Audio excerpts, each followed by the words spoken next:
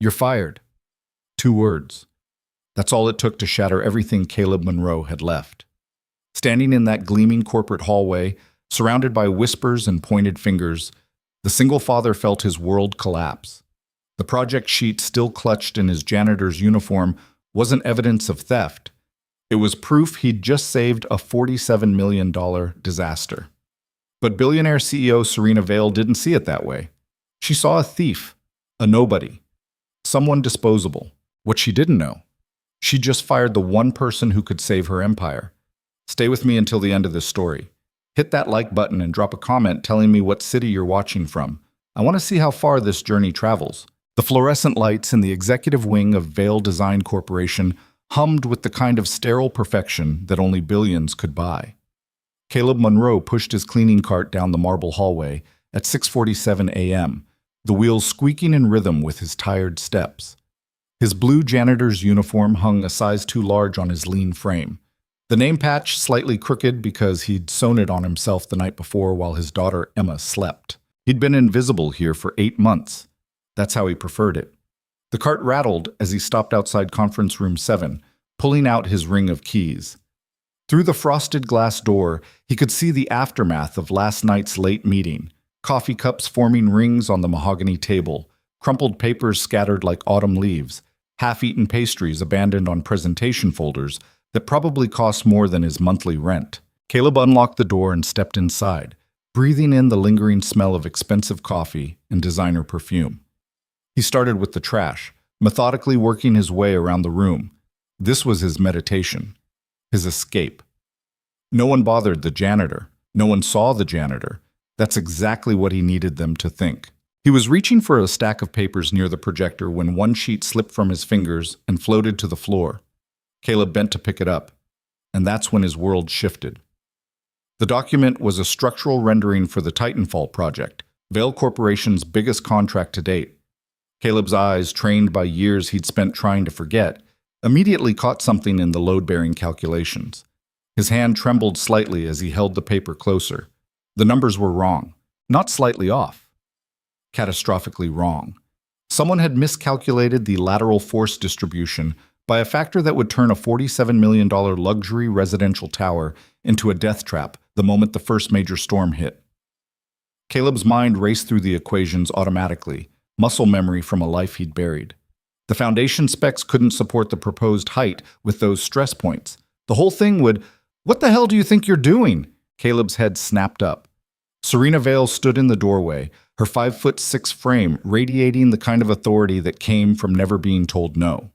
She wore a charcoal suit that probably cost 3 months of his salary, her dark hair pulled back in a way that was both severe and elegant.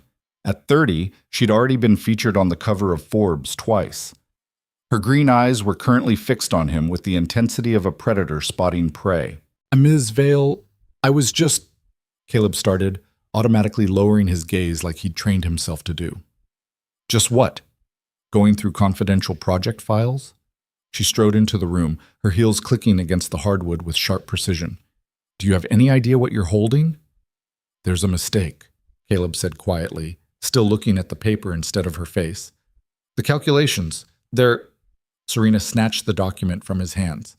"Excuse me?" Behind her, other employees were gathering in the hallway. Caleb could see them clustering like sharks sensing blood in the water.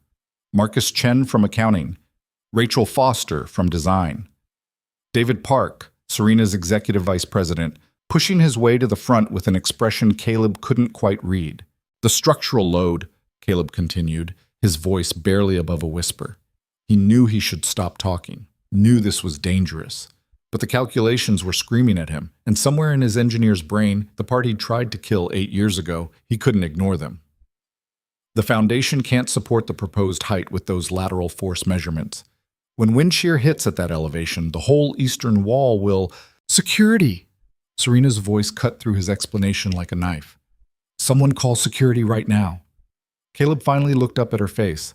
Her expression was pure fury, but underneath it, he caught something else. Fear, maybe, or embarrassment. She thought he was challenging her, humiliating her in front of her team. "Ms. Vale, I'm not trying to—" "You're not trying to what? Steal proprietary information?" Sabotage my company? She held up the paper like evidence in a trial. This project is worth $47 million. Do you understand that? $47 million. And you, a janitor, think you can just waltz in here and what exactly? Tell me how to do my job? The crowd in the hallway had grown. Caleb could feel their eyes on him, their judgment. The invisible man was suddenly very visible, and it made his skin crawl. I was just cleaning, he said, hating how weak his voice sounded. The paper fell, and I noticed. You noticed nothing. Serena turned to address the gathered employees, her voice rising to ensure everyone could hear. Let this be a lesson to all of you. This is what desperation looks like. Someone so eager to matter, to be seen, that they'll fabricate problems just to get attention. David Park stepped forward, placing a hand on Serena's shoulder. Serena, maybe we should... Should what, David? Listen to the janitor's architectural advice? She laughed, but it was a harsh sound without humor. This man probably doesn't even have a college degree, and he's going to tell us how to engineer a tower? Something flickered across David's face. Was it guilt? But it vanished so quickly, Caleb thought he'd imagined it. I do have a degree, Caleb said quietly. The words slipped out before he could stop them. Serena's eyes narrowed. What? I have a degree. Louder this time. In structural engineering, from MIT. The hallway went silent. Even Serena seemed momentarily thrown off balance. Then what are you doing pushing a mop in my building? She demanded. Caleb's jaw tightened. That was the question, wasn't it? The one he asked himself every morning when he put on this uniform. The one that kept him awake at night after Emma fell asleep. The one that reminded him of everything he'd lost. That's none of your business, he said. Wrong answer. Serena's face hardened into something carved from ice. You're right. It's not my business. Because as of this moment, you don't work here anymore. She turned to the security guard who'd just arrived, a thick-necked man named Rodriguez, who'd always been decent to Caleb during shift changes. Rodriguez, escort Mr. She paused. I don't even know your name. Monroe, Caleb supplied. Caleb Monroe. Escort Mr. Monroe off the premises, immediately, and make sure everyone in HR knows he's been terminated for theft of confidential materials and corporate espionage. Ms. Vale, Rodriguez started, looking uncomfortable. Now, Rodriguez? The security guard moved forward reluctantly. Caleb didn't resist. What was the point? He set down the spray bottle he'd been holding, removed his ID badge from his belt, and placed it on the conference table with careful precision. You're making a mistake, he said, meeting Serena's eyes directly for the first time. That calculation is wrong. I don't care if you believe me or not, but people could die if you build that tower with those specs. Get him out of here, Serena said, but her voice had lost some of its sharp edge. For just a second, doubt flickered across her face. Then David Park spoke up. Serena, the man is clearly unstable, probably on drugs or something. You did the right thing. The doubt vanished. Serena nodded, turning away from Caleb as if he'd already ceased to exist. Rodriguez's hand was gentle but firm on Caleb's elbow. Come on, buddy. Let's make this easy. As they walked down the hallway, Caleb could hear the whispers starting. By lunch, everyone in the building would know the story. The crazy janitor who thought he was an engineer, the thief who got caught red-handed, the nobody who tried to be somebody and crashed spectacularly. Let them think when they wanted. He'd been through worse. Rodriguez walked him to the service entrance in silence. When they got outside, the guard finally spoke. For what it's worth, man, I don't think you were stealing anything. Caleb managed a weak smile. Thanks, Rodriguez. You got kids? The question caught Caleb off guard. Yeah, a daughter, 7 years old. Rodriguez winced. Damn, I'm sorry, man. If I could... It's not your fault. Caleb pulled out his phone to check the time. 7:23 a.m. Emma would be getting ready for school right now. Mrs. Chen from downstairs usually helped her with breakfast when Caleb worked the early shift. He'd have to tell her he'd be home today, that he'd lost his job, that they'd have to figure out how to pay rent again. Take care of yourself, Rodriguez said, then headed back inside.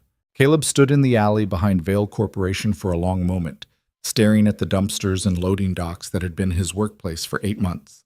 The sun was just starting to climb above the buildings, painting everything in shades of gold that felt inappropriate for the moment. His phone buzzed. A text from Mrs. Chen. Emma asking when you'll be home. Says she has something to show you from art class. He typed back, soon. Tell her I love her. Then Caleb Monroe, former architectural prodigy, former MIT graduate with a 4.0 GPA, former rising star of the engineering world, walked away from Vail Corporation and disappeared into the morning traffic like he'd never been there at all. Chak.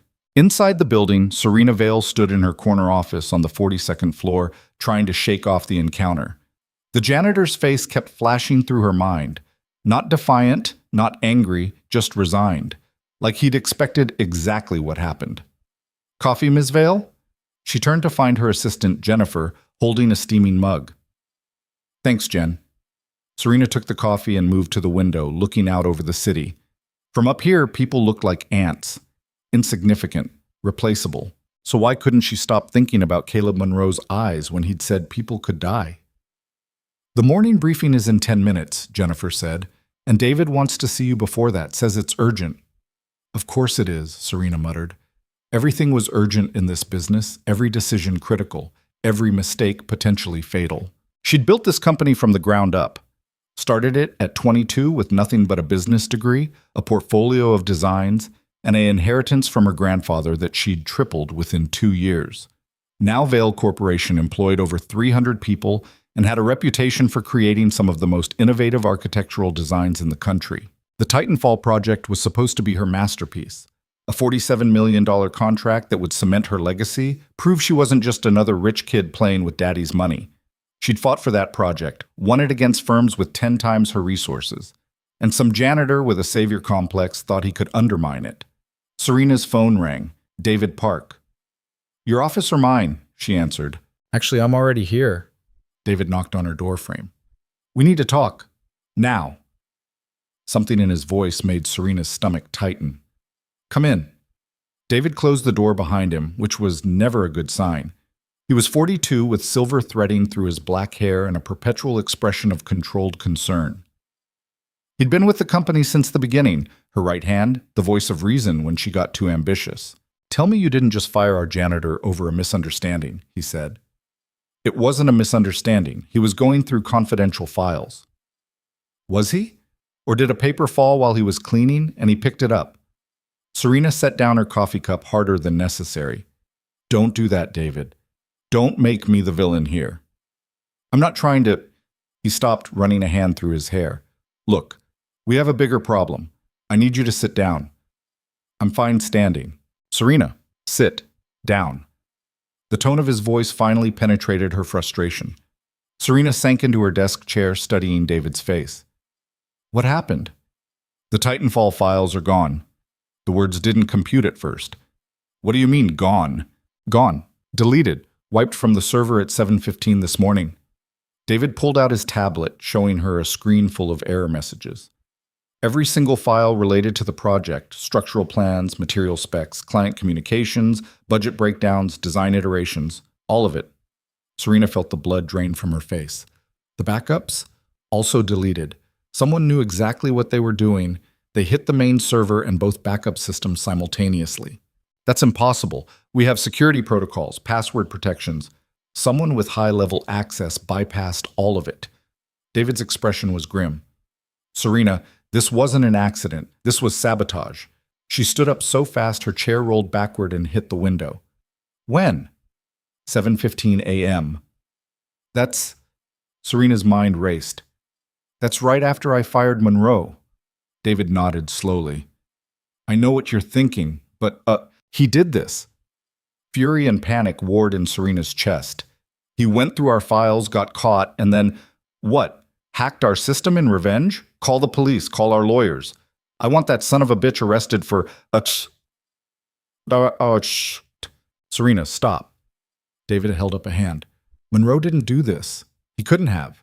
The deletion happened from inside the building, from a terminal on the 38th floor. Design department. Monroe was being escorted out by Rodriguez at 7:15. I already checked the security footage. Serena's hands were shaking. She pressed them flat against her desk to steady herself. Then who? I don't know. But we have a bigger problem than who did it. David's voice was carefully controlled. The client presentation is in 4 days. 4 days, Serena. We promised them a complete design package, structural certifications, everything ready to break ground. Without those files, we're dead in the water. Serena finished his sentence, her voice hollow. 4 days to recreate 8 months of work. It's worse than that.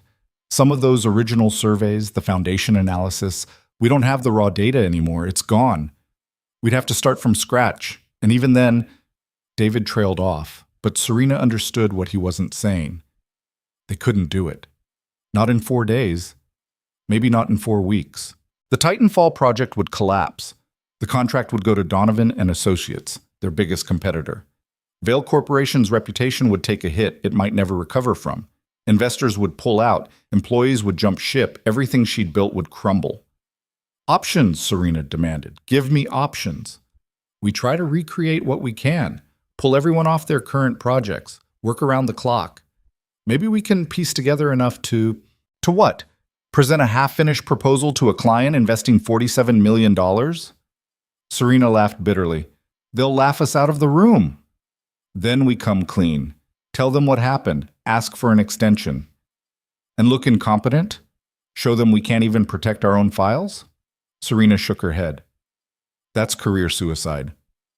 David was quiet for a long moment, then, there might be one other option. I'm listening. That janitor, Monroe, he said he had a degree from MIT in structural engineering.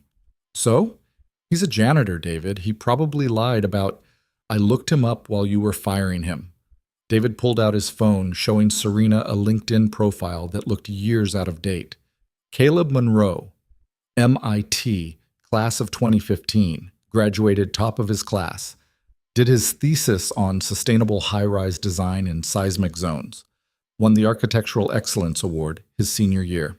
Serena stared at the photo on the screen. It was the same man, younger, wearing a suit, smiling like he owned the world. Nothing like the defeated janitor she'd just fired. He worked for Pearson and Wright for 3 years, David continued. Junior architect, then associate. His name is on some of their biggest projects from that era. Then, he scrolled down. Nothing. Complete disappearance from the industry. Next entry is a night shift janitorial position from 2 years ago. What happened? I don't know. But Serena, if he really is who he says he is, if he really does have that background, no. Serena cut him off. Absolutely not. He spotted an error in our structural plans within seconds. An error that apparently nobody else caught, including our entire design team. That made Serena pause. What do you mean, apparently? David pulled up another file on his tablet. After you fired Monroe, I had Rachel pull the Titanfall structural plans. I had her run the calculations he was talking about. The lateral force distribution, the foundation load-bearing capacity. And? David's expression answered before his words did. He was right. The calculations are wrong. Dangerously wrong. If we'd submitted these plans, if they'd actually built this tower. He didn't finish, but he didn't need to. Serena felt sick. How did this happen? We have the best structural engineers in the city. I don't know. But someone either made a massive mistake or they did it on purpose. Serena's mind was spinning. The same person who deleted the files. Maybe. Probably. I don't know, Serena. But right now we're sitting on a $47 million project with corrupted plans and no backup. And the one person who might be able to help us is the guy you just fired and publicly humiliated. Serena walked back to the window, staring out at the city without really seeing it. Pride warred with desperation in her chest. She'd built her entire reputation on never backing down, never admitting weakness. Apologizing to a janitor she'd fired, begging him for help, would be the ultimate humiliation. But losing the Titanfall project would be worse. He has a daughter, she said quietly. What? Rodriguez said Monroe has a daughter, 7 years old. Serena pressed her forehead against the cool glass. I just cost a single father his job, 4 weeks before Christmas. You didn't know. I didn't ask. She turned to face David. I saw a janitor holding a confidential document, and I assumed the worst. I didn't ask questions. I didn't listen. She swallowed hard. I just wanted to make an example of him. Show everyone I was in control. David was quiet, letting her process. What kind of person does that make me? Serena asked. Human, David said simply. A human who now has a chance to make it right. Serena looked at him. You really think he can help us? I think he's the only shot we have. But Serena, David's expression turned serious. If you do this, you have to mean it.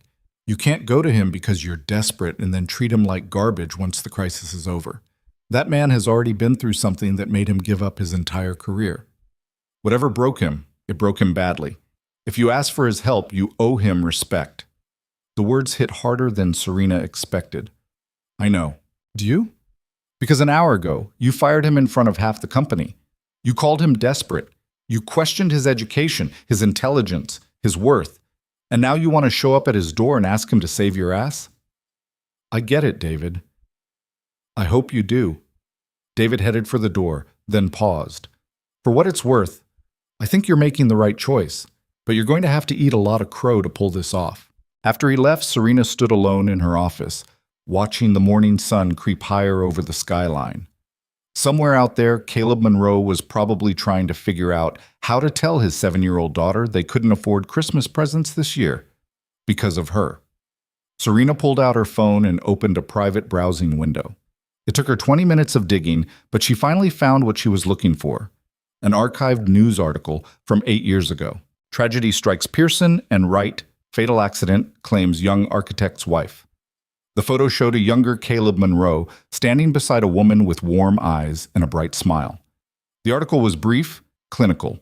Sarah Monroe, age 24, killed in a construction site accident. Survived by her husband and infant daughter. Investigation ongoing. Serena scrolled down to the follow-up articles.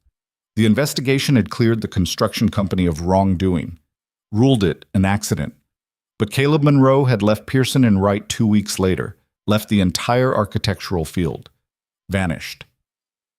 Now she understood why he'd been willing to settle for pushing a mop, why he'd kept his head down, why he'd tried to stay invisible.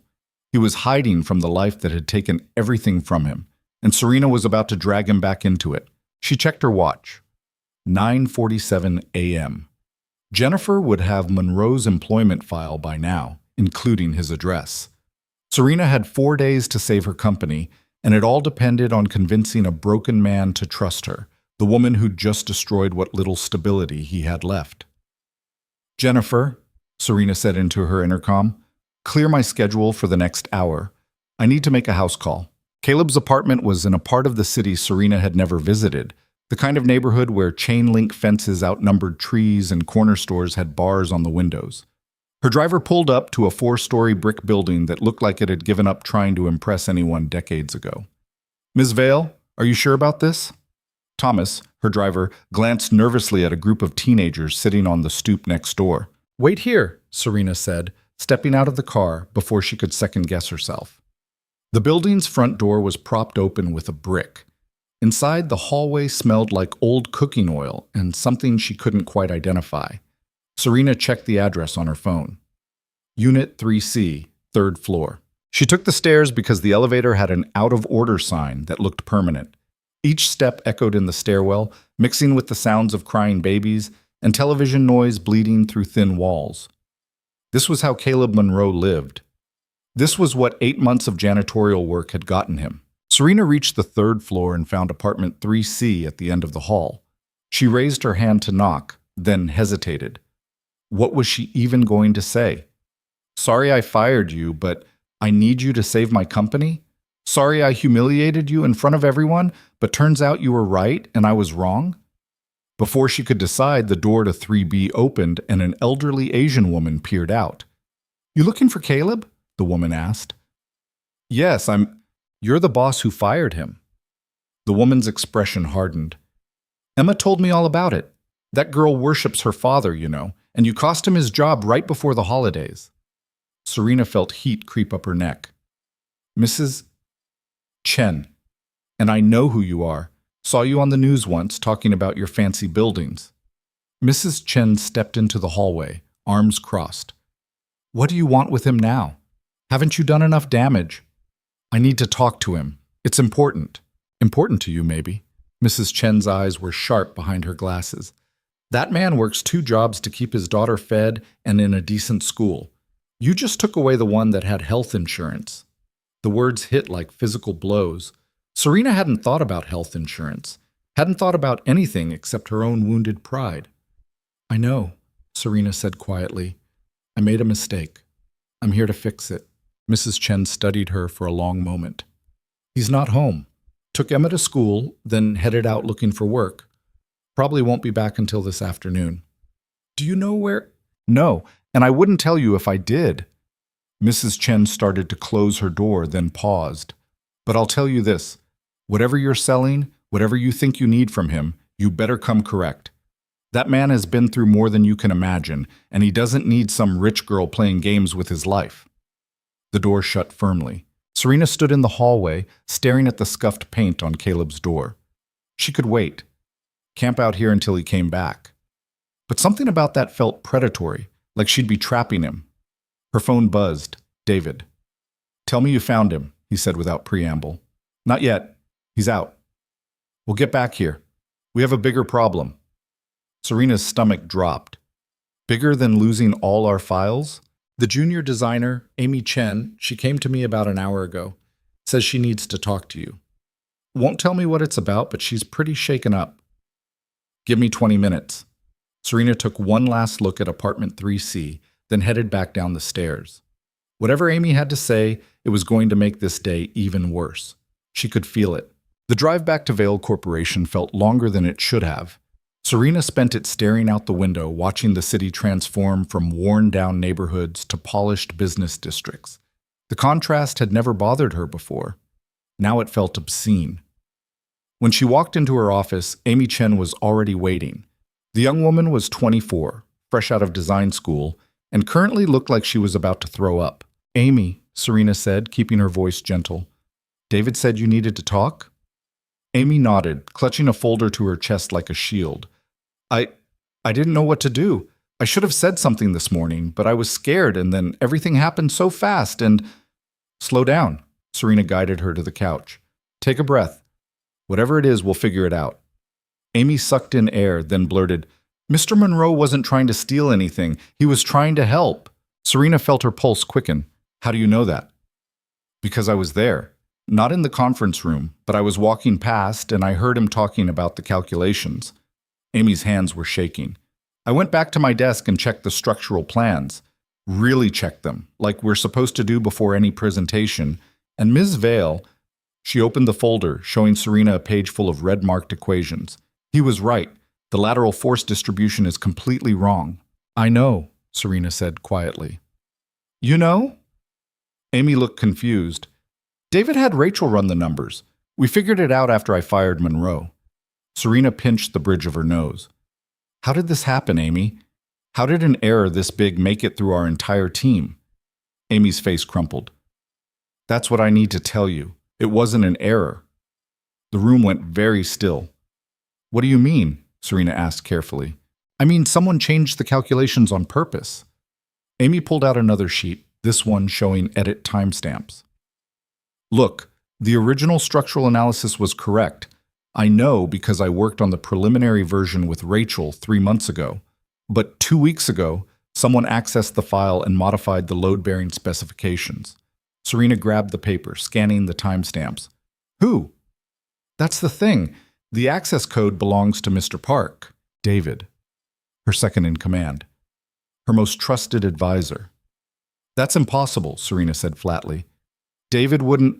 I know it sounds crazy, but look at the access logs. Amy pulled out more documents, her hands still trembling. It's his credentials, his password. Made the changes at 11:47 p.m. on October 19th, then locked the file so no one else could edit it. Serena's mind raced. October 19th. That was right after they'd won the Titanfall bid. Right when David had been pushing her to streamline the design timeline, to cut some of the redundant safety checks. There has to be an explanation, Serena said, but her voice sounded uncertain even to herself. There's more. Amy hesitated. This morning, when the files got deleted, I checked the deletion logs before IT locked down the system. Same credentials. Mr. Park's account was used to wipe everything. David was with me when the deletion happened. I saw him. Maybe someone hacked his account, used his passwords. Amy looked hopeful, like she wanted that to be true. But Serena was remembering the expression on David's face that morning in the conference room. When she'd been yelling at Caleb Monroe, David had looked guilty. She'd caught it for just a second before he'd called Monroe unstable. He'd been deflecting, protecting himself. "Ms. Vale?" Amy's voice pulled her back. "What should I do?" Serena looked at the young woman who'd just handed her information that could destroy one of her oldest relationships. "Does anyone else know about this?" "No, I came straight to you." "Good. Don't tell anyone. Not yet." Serena's mind was already moving through possibilities, scenarios, strategies. "I need you to compile everything you have, all the access logs, the file modifications, everything. Put it in a secure folder and send me the link. Can you do that?" "Yes, but... and Amy?"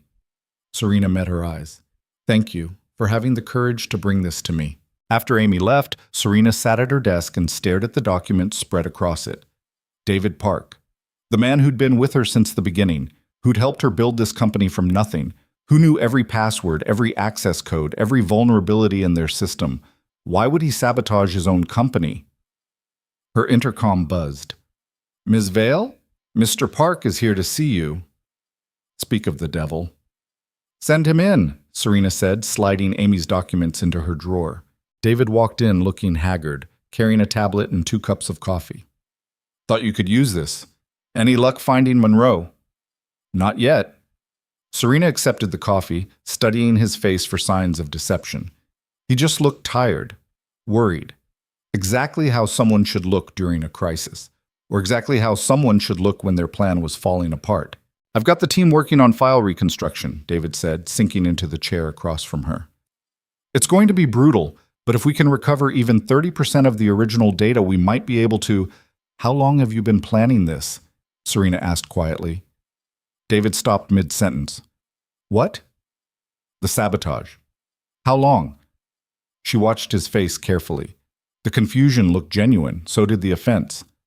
"Serena, what are you talking about? Your credentials were used to modify the Titanfall calculations 2 weeks ago. The same credentials deleted all our files this morning." She kept her voice level, professional. "So I'm asking you, as someone I've trusted for 8 years, what the hell is going on?" David's expression cycled through confusion, shock, and then understanding. "Someone hacked my account. That's convenient. It's the truth." He set down his tablet and leaned forward. "Serena, think about it. Why would I destroy my own company? I have stock options, profit sharing, my entire career tied up in Vale Corporation. If this place goes down, I go down with it. Unless you have a better offer somewhere else." "I don't." David's voice was firm. "I swear to you, I didn't do this. But someone with access to my credentials did, and we need to figure out who." Serena wanted to believe him. Every instinct screamed that David wouldn't betray her, but the evidence was right there in black and white. "When was the last time you changed your password?" she asked.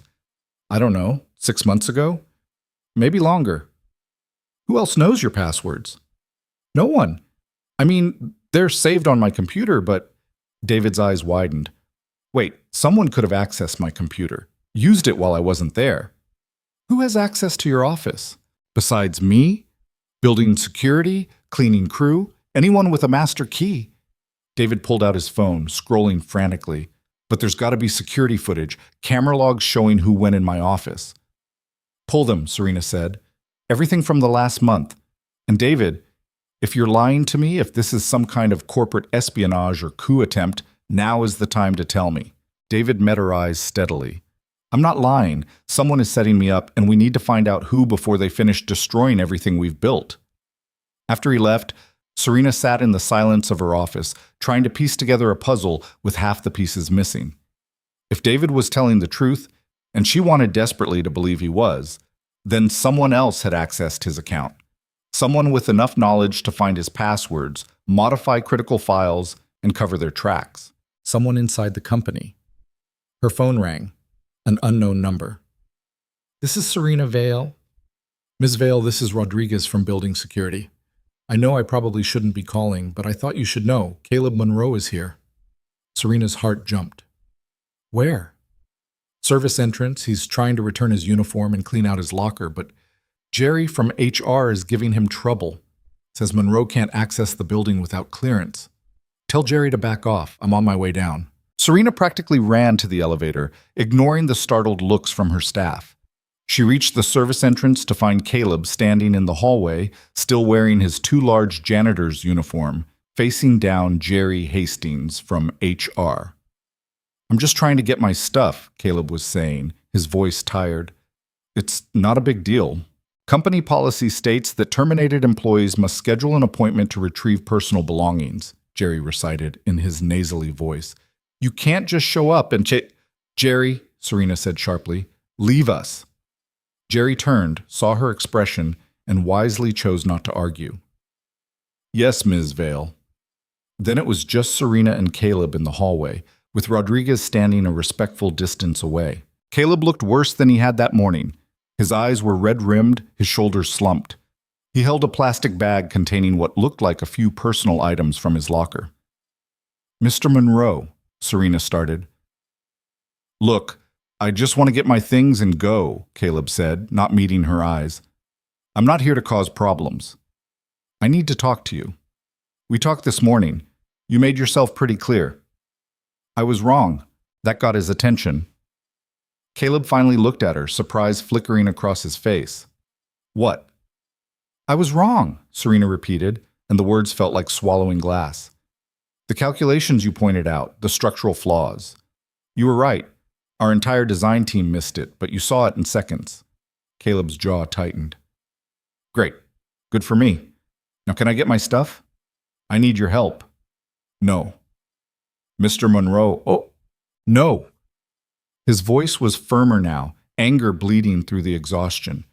"You don't get to fire me, humiliate me in front of everyone, and then show up acting like I owe you something. I'm not asking you to do it for me. I'm asking you to do it for the people who'll live in that building." Serena stepped closer, lowering her voice. "If we submit those plans as they are, people will die. You said it yourself. Then fix them." "I can't. The files were deleted, all of them. And we have 4 days to recreate 8 months of work before our presentation to the client." Caleb stared at her. "You're joking." "I wish I was. How does that happen? How does a $47 million project just disappear?" Sabotage. Someone with high-level access deliberately destroyed our files and corrupted the structural plans." Serena watched his face carefully. "And I think they're trying to frame my VP for it." Caleb was quiet for a long moment. "Why are you telling me this?" "Because you're the only person who might be able to help us salvage this project, and because—" Serena swallowed her pride. "Because I owe you an apology.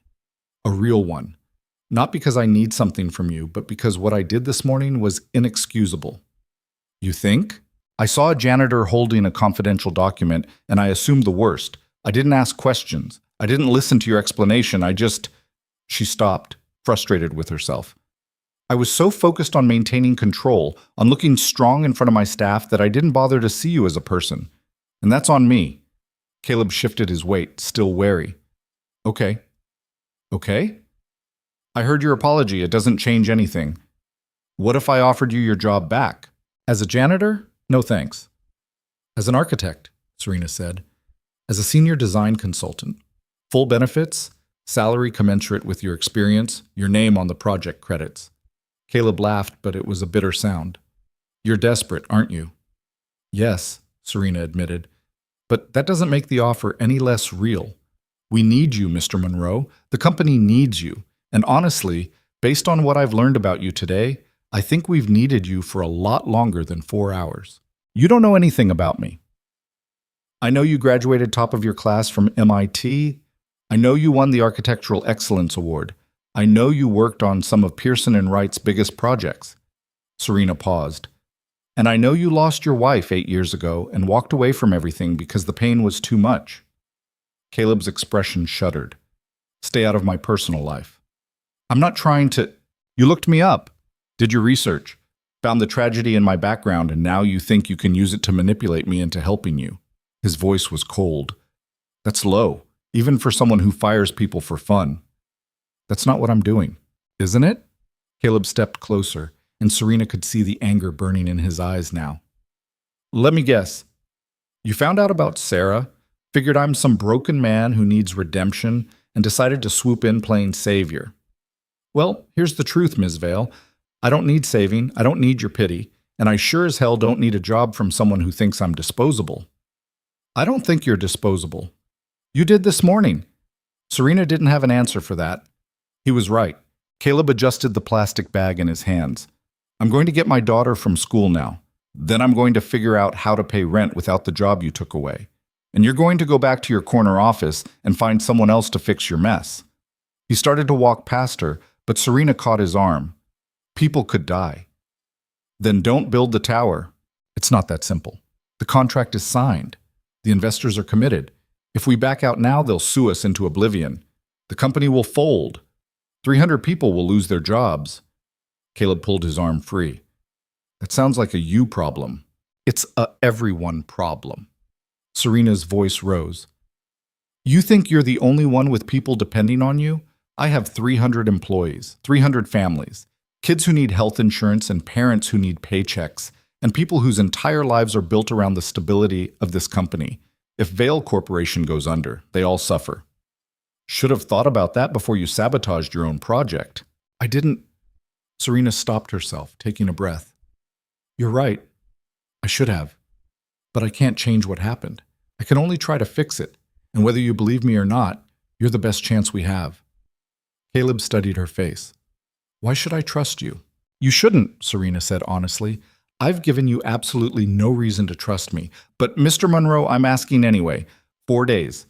Help us rebuild the Titanfall plans correctly. Make sure that if this building gets built, it's safe. And after that, you never have to see me again. 4 days. 4 days. And what happens when we're done? When the presentation is over and you've gotten what you need? Caleb's expression was hard. You'll show me the door again. Find some excuse to get rid of the janitor who knew too much. No, I'll give you a permanent position. Senior design consultant, your choice of projects, autonomy to work the way you want. Serena pulled out her phone, opening a note file. I'll put it in writing right now. A contract, whatever terms you want. Caleb was silent for a long moment. When he finally spoke, his voice was quieter. I have 3 conditions. Name them. First, whoever sabotaged the project, whoever set up your VP and corrupted those plans, they're gone. You find them and you fire them, publicly, with the same energy you used on me this morning. Done. Second, my name goes on every document we produce, every plan, every specification, every presentation slide. I don't work in the shadows anymore. Done. Caleb's eyes locked with hers. Third, you go back to that hallway where you fired me. You get everyone who witnessed it, every single person who saw you humiliate me, and you tell them you were wrong, out loud, in front of witnesses, the same way you accused me. Serena felt her pride bristle, but she pushed it down. He was right. He deserved that much. Okay, she said. All 3 conditions. Anything else? Yeah, I need to pick up my daughter from school at 3:15 every day. No exceptions. And if she gets sick or has an emergency, I'm gone. No questions asked. Of course. Caleb looked at her for another long moment, then slowly extended his hand. 4 days. After that, we renegotiate. Serena shook his hand, surprised by the strength of his grip. 4 days. As they stood there in the service hallway, Rodriguez watching from his post, and the fluorescent lights humming overhead, Serena felt the weight of what she'd just agreed to. 4 days to rebuild a $47 million project with a man who had every reason to hate her. 4 days to find a saboteur. 4 days to save everything she'd built. It was impossible. But looking at Caleb Monroe's face, still wary, still angry, but with a spark of something else underneath, Serena thought maybe impossible was just another word for something that hadn't been done yet. When do we start? Caleb asked. Right now, Serena said. But first, you're getting out of that uniform. 20 minutes later, Caleb stood in a conference room wearing borrowed clothes from David's office. Slacks that were slightly too long and a button-down shirt that actually fit. He felt exposed without the janitor's uniform, like he'd shed a protective layer he'd been hiding behind for too long. The design team assembled around the long table looked equally uncomfortable. Rachel Foster kept glancing at him like he might explode. Marcus Chen from accounting wouldn't make eye contact at all. Even Amy, who'd apparently been the one to defend him, seemed nervous. Serena stood at the head of the table, her expression unreadable. I'm sure you're all wondering why I called this meeting. Is this about the file deletion? Rachel asked. Because IT is still trying to...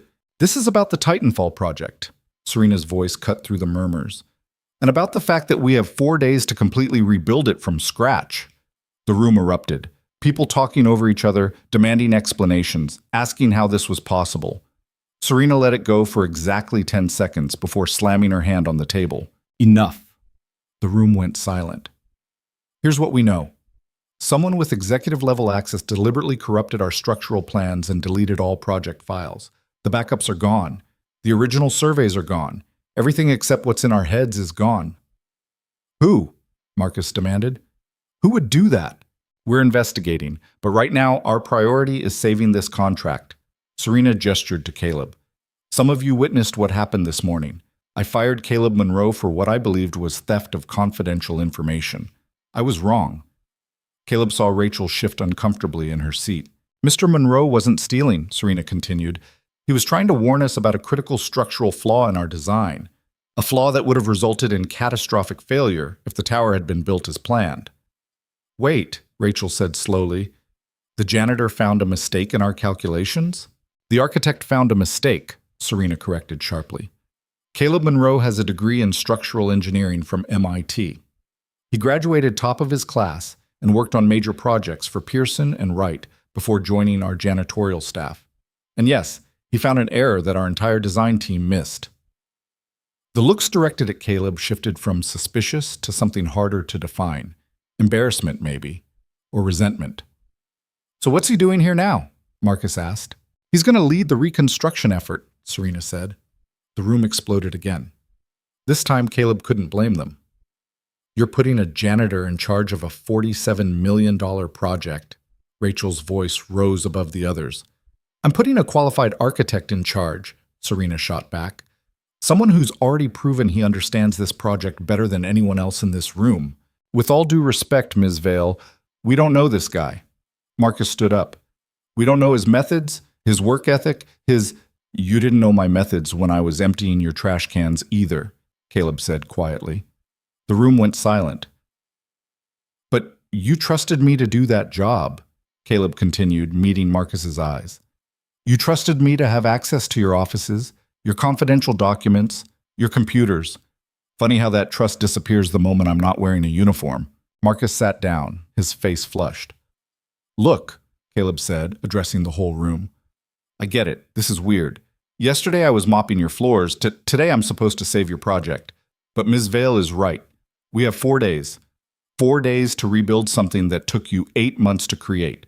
We don't have time for politics or egos or whatever other bullshit is getting in the way. So what's your plan? Rachel asked, her tone challenging. My plan is to figure out what's salvageable, rebuild what isn't, and make sure we're not sending people into a death trap. Caleb pulled out a notebook he'd grabbed from the supply room. But I can't do it alone. I need your expertise, your knowledge of this project, your willingness to work harder than you've ever worked in your lives.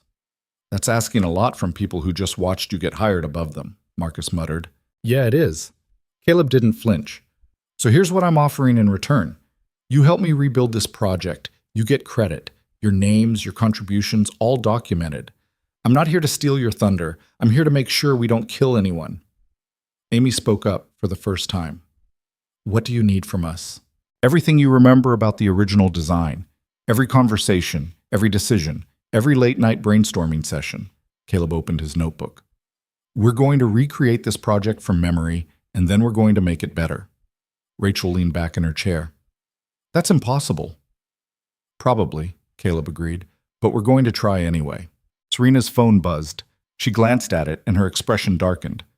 I need to step out. David needs me in his office. She looked at Caleb. Can you handle this? Yeah. After Serena left, the atmosphere in the room shifted slightly. Without the CEO present, people seemed more willing to speak freely. So, Rachel said, studying Caleb with open curiosity. MIT, huh? What made you decide to become a janitor? Long story, Caleb said. We've got 4 days. Might as well get to know each other. Caleb met her eyes and saw genuine curiosity there, not malice. I needed a job that let me pick up my daughter from school every day. Janitorial work fit the schedule. You gave up architecture for a pickup schedule? Marcus sounded incredulous. I gave up architecture because I couldn't stomach it anymore, Caleb said bluntly. My wife died on a construction site 8 years ago. After that, every building I looked at felt like a potential coffin. So yeah, I walked away. The room went quiet again, but this time the silence felt different, heavier. I'm sorry, Amy said softly. That's awful. It was a long time ago. Caleb clicked his pen, signaling the end of that conversation. Now, who wants to tell me what you remember about the foundation specifications? For the next 3 hours, they worked. Rachel sketched the building's general layout from memory. Marcus pulled up budget documents that had been stored on a separate server. Amy described the client's requirements in painstaking detail. Slowly, painfully, they began to piece together the skeleton of the Titanfall project. Caleb took notes, asked questions, and tried not to think about how impossible this task was. They were trying to recreate 8 months of collaborative design work in 4 days. It was like trying to rebuild a burned-down house using only photographs and wishful thinking. His phone alarm went off at 2:45. Time to leave for Emma's school. I have to go, Caleb said, standing up. Now? Marcus looked at the half-finished sketches covering the table. We're just getting somewhere. My daughter gets out of school at 3:15. I need to be there. Can't someone else pick her up? This is kind of important. Caleb felt his jaw tighten. My daughter is important. Of course, but no buts. This was part of my deal with Ms. Vale. I pick up Emma every day, no exceptions. Caleb gathered his notes. I'll be back by 4. We can keep working then. He walked out before anyone could argue, feeling their stares on his back. Let them think what they wanted. Emma came first. She always came first. The school was 15 minutes away by subway. Caleb made it with 3 minutes to spare, joining the cluster of parents waiting outside the main entrance. Most of them were mothers in yoga pants and expensive sneakers, chatting about PTA meetings and weekend plans. Caleb stood apart, still wearing David's borrowed clothes, feeling like an imposter in multiple ways. The doors opened and kids poured out like water from a broken dam. Emma appeared near the back of the crowd, her backpack almost as big as she was, her dark hair escaping from its ponytail. When she saw him, her whole face lit up. Daddy! She ran to him and he caught her, lifting her up even though she was getting too big for it. Hey baby, how was school? I got an A on my math test. She showed him a paper covered in gold stars. Mrs. Patterson said I'm the best in the class at multiplication. That's my girl. Caleb set her down, taking her backpack. What else? We learned about the solar system. Did you know that Jupiter has a big red spot that's actually a giant storm? It's been going for hundreds of years. I did know that. Caleb smiled, letting her chatter wash over him. This was what mattered. Not the project, not the company, not Serena Vale's empire, just this 7-year-old girl with dirt on her knees and stars in her eyes. They took the subway back to the apartment, Emma talking non-stop about her day. Mrs. Chen was waiting in the hallway when they arrived. Caleb, she said, her tone cautious. That woman came by this morning, your old boss. I know, we talked. Did she apologize? Eventually, Mrs. Chen studied his face. You went back. For 4 days, just to help with a project. Caleb unlocked his apartment door. Then we'll see. Be careful, Mrs. Chen said. Rich people like that, they use you up and throw you away. I know. Inside the apartment, Emma dumped her backpack and headed straight for the kitchen. Can I have a snack? Apple slices and peanut butter, Caleb said, following her. And then homework. But Daddy, I want to show you my art project first. Homework first, art project after. Emma pouted, but pulled out her workbook. Caleb sat beside her at their tiny kitchen table, helping her with subtraction problems while his mind wandered back to Vale Corporation. They'd made some progress today, but not nearly enough. They needed to move faster, work smarter, figure out who'd sabotaged the project before they struck again. His phone buzzed. A text from Serena. Found something? Need you back here ASAP. Caleb stared at the message, torn. He'd promised Emma dinner together, promised her he'd help with her art project. But if Serena had found a lead on the saboteur... Daddy, you're not paying attention. Sorry, baby. Caleb put his phone face down on the table. Show me what you're working on. Whatever Serena had found, it could wait until after dinner. By the time Caleb made it back to Vale Corporation at 7 p.m., the building was mostly empty. Security let him through with his new temporary badge, and he took the elevator to the executive floor. He found Serena in David's office, both of them hunched over a laptop. David looked haggard, his tie loosened and his hair disheveled. "Tell me you found something good," Caleb said. "Better than good." David turned the laptop so Caleb could see the screen. "We pulled security footage from the hallways outside my office for the last month. Look at this." The video showed a timestamp from 3 weeks ago, 11:34 p.m. The hallway was empty except for a figure in a janitorial uniform approaching David's office door. The person used a keycard to enter, then emerged 20 minutes later. "That's not me," Caleb said. "We know. Look closer at the ID badge." David zoomed in on this frozen frame. The badge was blurry but legible. Marcus Chen, accounting. "Marcus," Caleb said slowly. "He was in the meeting today, acted like he had no idea what was happening. He's a good actor." Serena pulled up another file. "We checked his financial records, legally, through our HR department. Marcus has been making deposits into an offshore account, $20,000 a month for the last 6 months. Where's the money coming from?" "That's the question." David closed the laptop. "We confronted him an hour ago. He denied everything at first, but when we showed him the footage and the bank records, he broke down." "What did he say?" Serena's expression was grim. "He's been feeding information to Donovan and Associates, our biggest competitor. They've been paying him to sabotage projects, leak proprietary designs, undermine bids. The Titanfall corruption was his biggest play yet." Caleb felt his stomach turn. Why? Money and resentment. Serena walked to the window, staring out at the city lights. Marcus has been with the company for 5 years. He's watched people get promoted around him, watched younger employees move up while he stayed in the same position. He felt undervalued. Donovan and Associates noticed and made him an offer. So he destroyed 8 months of work out of spite? Spite and profit. Donovan was going to give him a $100,000 bonus if we lost the Titanfall contract. David shook his head. The man sold out 300 coworkers for a payout. Where is he now? Security has him in a conference room downstairs. We're waiting for the police. Serena turned back to face them. But here's the problem. Marcus says he wasn't working alone. Caleb's eyes narrowed. Who else? He won't say. Claims he's protecting them. Serena's frustration was evident. But he admitted there's someone else inside the company feeding him information, helping him access files he shouldn't be able to reach. Someone with higher clearance than accounting, David added. Someone who could get past security protocols that should have stopped Marcus. So we still have a saboteur on the loose, Caleb said. Exactly. Caleb ran a hand through his hair, exhaustion settling into his bones. This just gets better and better. Serena's phone rang. She answered, listened for a moment, then her face went pale. When? How bad? A pause. We'll be right there. What happened? David asked. That was building security. Someone just accessed the server room. They're trying to delete the partial files we recovered today. They ran. The server room was in the basement, behind 2 locked doors and a security checkpoint that required both a keycard and a biometric scan. By the time they arrived, security had already cornered the intruder. Rachel Foster stood in front of a server rack, her hand still on a keyboard, her face streaked with tears. Rachel? Serena's voice was barely above a whisper.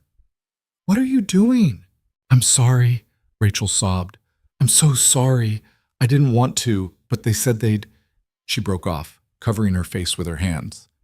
David stepped forward. Rachel, step away from the computer. I can't. They're watching. They said if I don't finish this, they'll hurt my sister. Caleb felt ice run down his spine. Who's watching? Rachel shook her head, still crying. I can't tell you. They'll know. They always know. Serena moved closer, her voice gentle despite the situation. Rachel, listen to me. Whatever they threatened, we can protect you. We can protect your sister. But you need to step away from that keyboard right now. You don't understand. Rachel's hands were shaking. They have photos of her, her address, her schedule. They know where she works, where she goes, where she... She choked on the words. If I don't do this, they'll kill her. Who are they? David demanded. Rachel finally looked up, and the fear in her eyes was genuine. Donovan and Associates. They approached me 6 months ago, said they had evidence I'd falsified data on a previous project, which I hadn't, but they manufactured it anyway, said they'd ruin my career unless I cooperated. And you believed them? Serena asked. They sent me photos of my sister at her apartment, photos through her windows, Serena. They were watching her. Rachel's voice cracked. What was I supposed to do? Caleb understood then. This wasn't just corporate espionage. This was extortion, blackmail, a coordinated attack designed to destroy Vale Corporation from the inside. Marcus was the distraction, Caleb said slowly. You knew we'd find him eventually. He was too obvious, too sloppy, but while we were focused on him, Rachel would finish the job. Rachel nodded miserably. I never wanted to hurt anyone. I just wanted my sister to be safe. What were you deleting? David asked. The recovered structural data. The partial files you salvaged today. Rachel gestured to the screen behind her. They wanted it all gone. Wanted to make sure you couldn't rebuild in time. Serena looked at the screen, then at Rachel. How much did you delete? Nothing yet. You got here before I could execute the command. Then step away. Now. Rachel hesitated, then moved away from the keyboard, her whole body shaking. Security immediately took her arms, but gently. She wasn't resisting. David rushed to the computer, checking the files. Everything's still here. She's telling the truth. Nothing was deleted. Serena turned to the head of security. I want a guard on this server room 24/7. No one gets in without my direct authorization. Not David, not me, not anyone. Yes, ma'am. And I want Rachel somewhere safe. Not the police, not yet. Somewhere private where we can figure this out. Serena looked at Rachel. You're going to tell us everything you know about Donovan's operation. Every contact, every instruction, every piece of leverage they have. And then we're going to shut them down. My sister, it's will be protected. I'm sending security to her apartment right now. She'll be brought somewhere safe until this is over. Serena's voice softened. Rachel, you should have come to me. I could have helped you. I was scared, Rachel whispered. I know. After security escorted Rachel out, Serena, David, and Caleb stood in the server room, surrounded by the humming machines that held what was left of the Titanfall project. This is bigger than we thought, David said quietly. Donovan and Associates is trying to destroy us, Serena agreed, and they're willing to threaten innocent people to do it.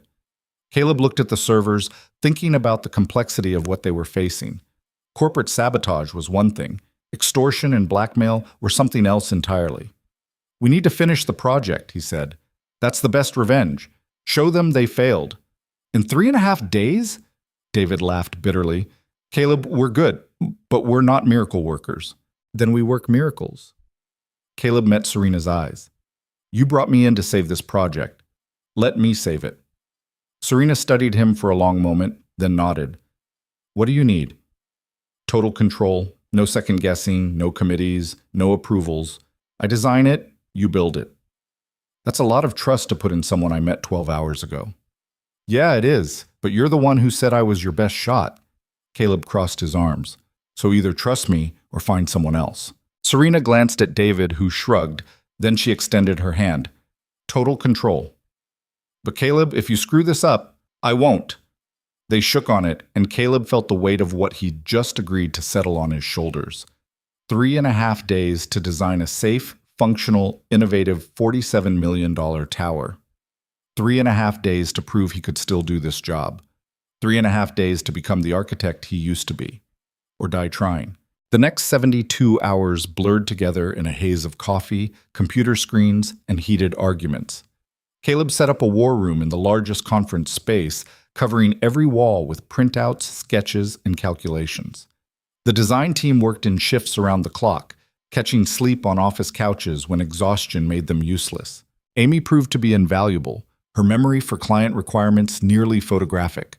She could recall exact phrases from meetings, specific requests for window placement, even the client's offhand comment about hating the color beige.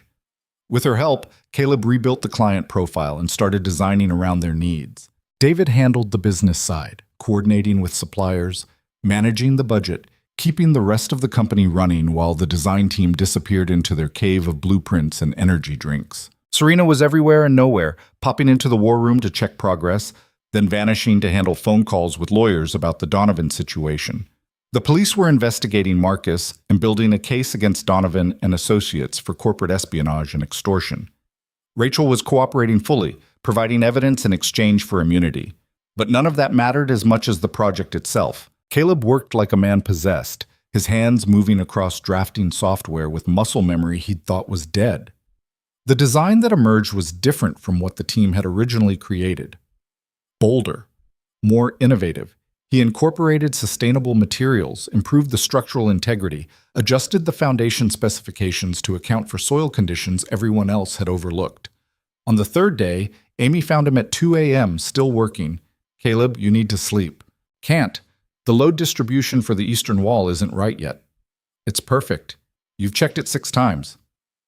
7 times. "And it's still not perfect."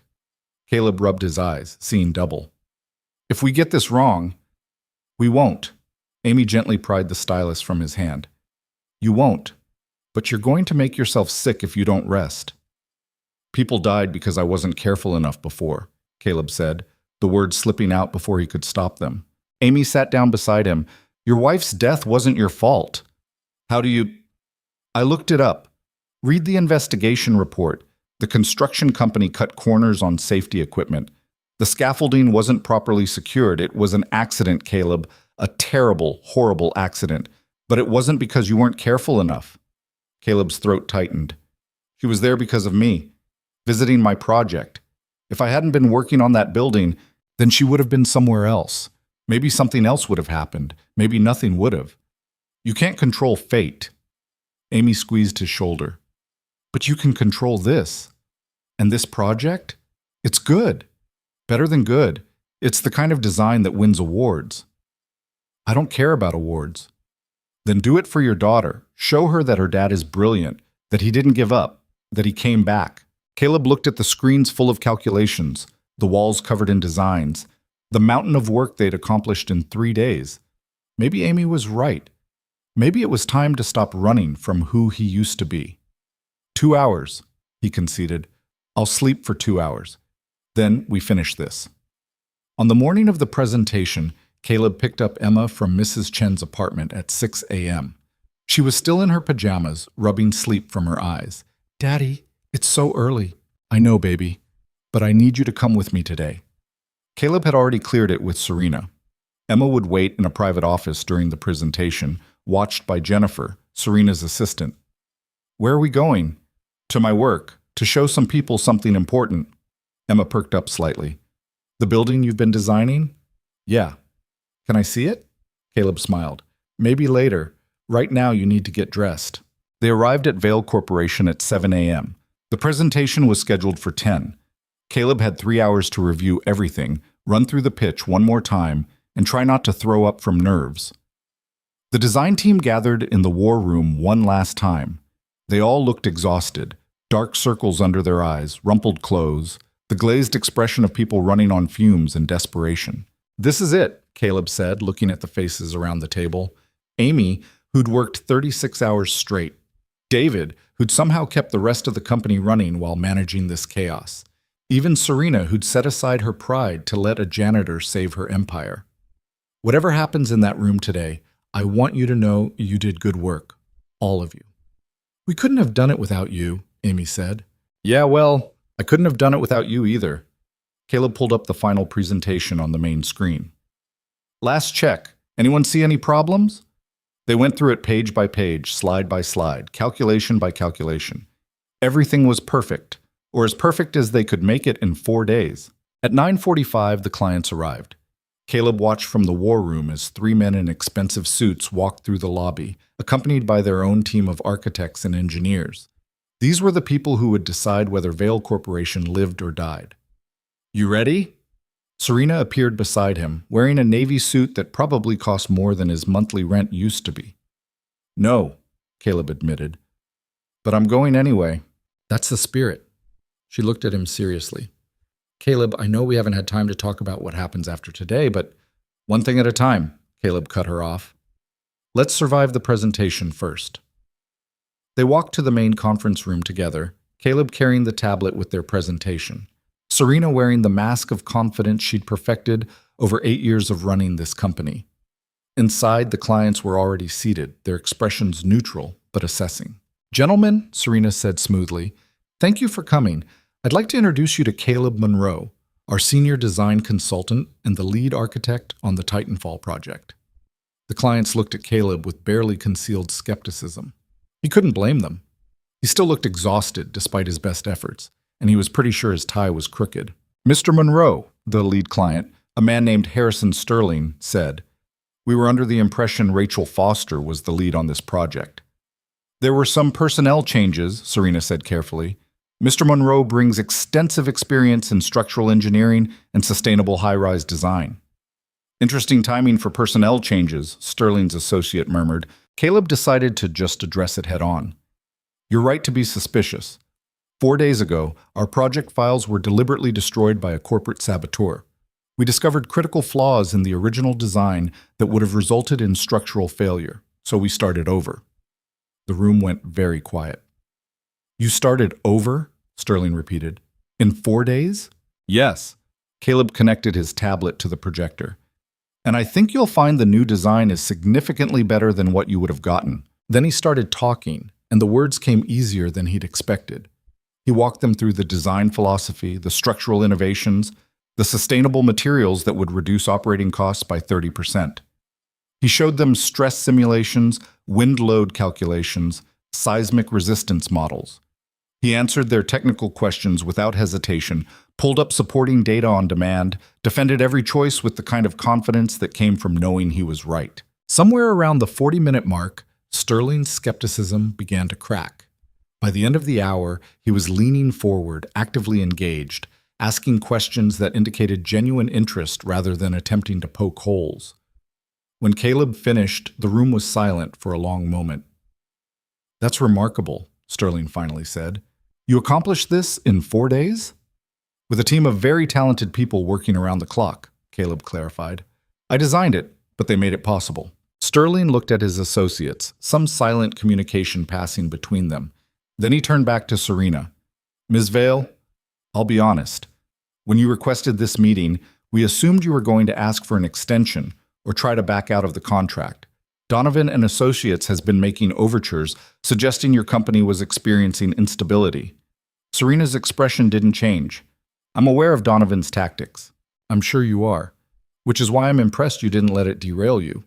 Sterling tapped the table thoughtfully.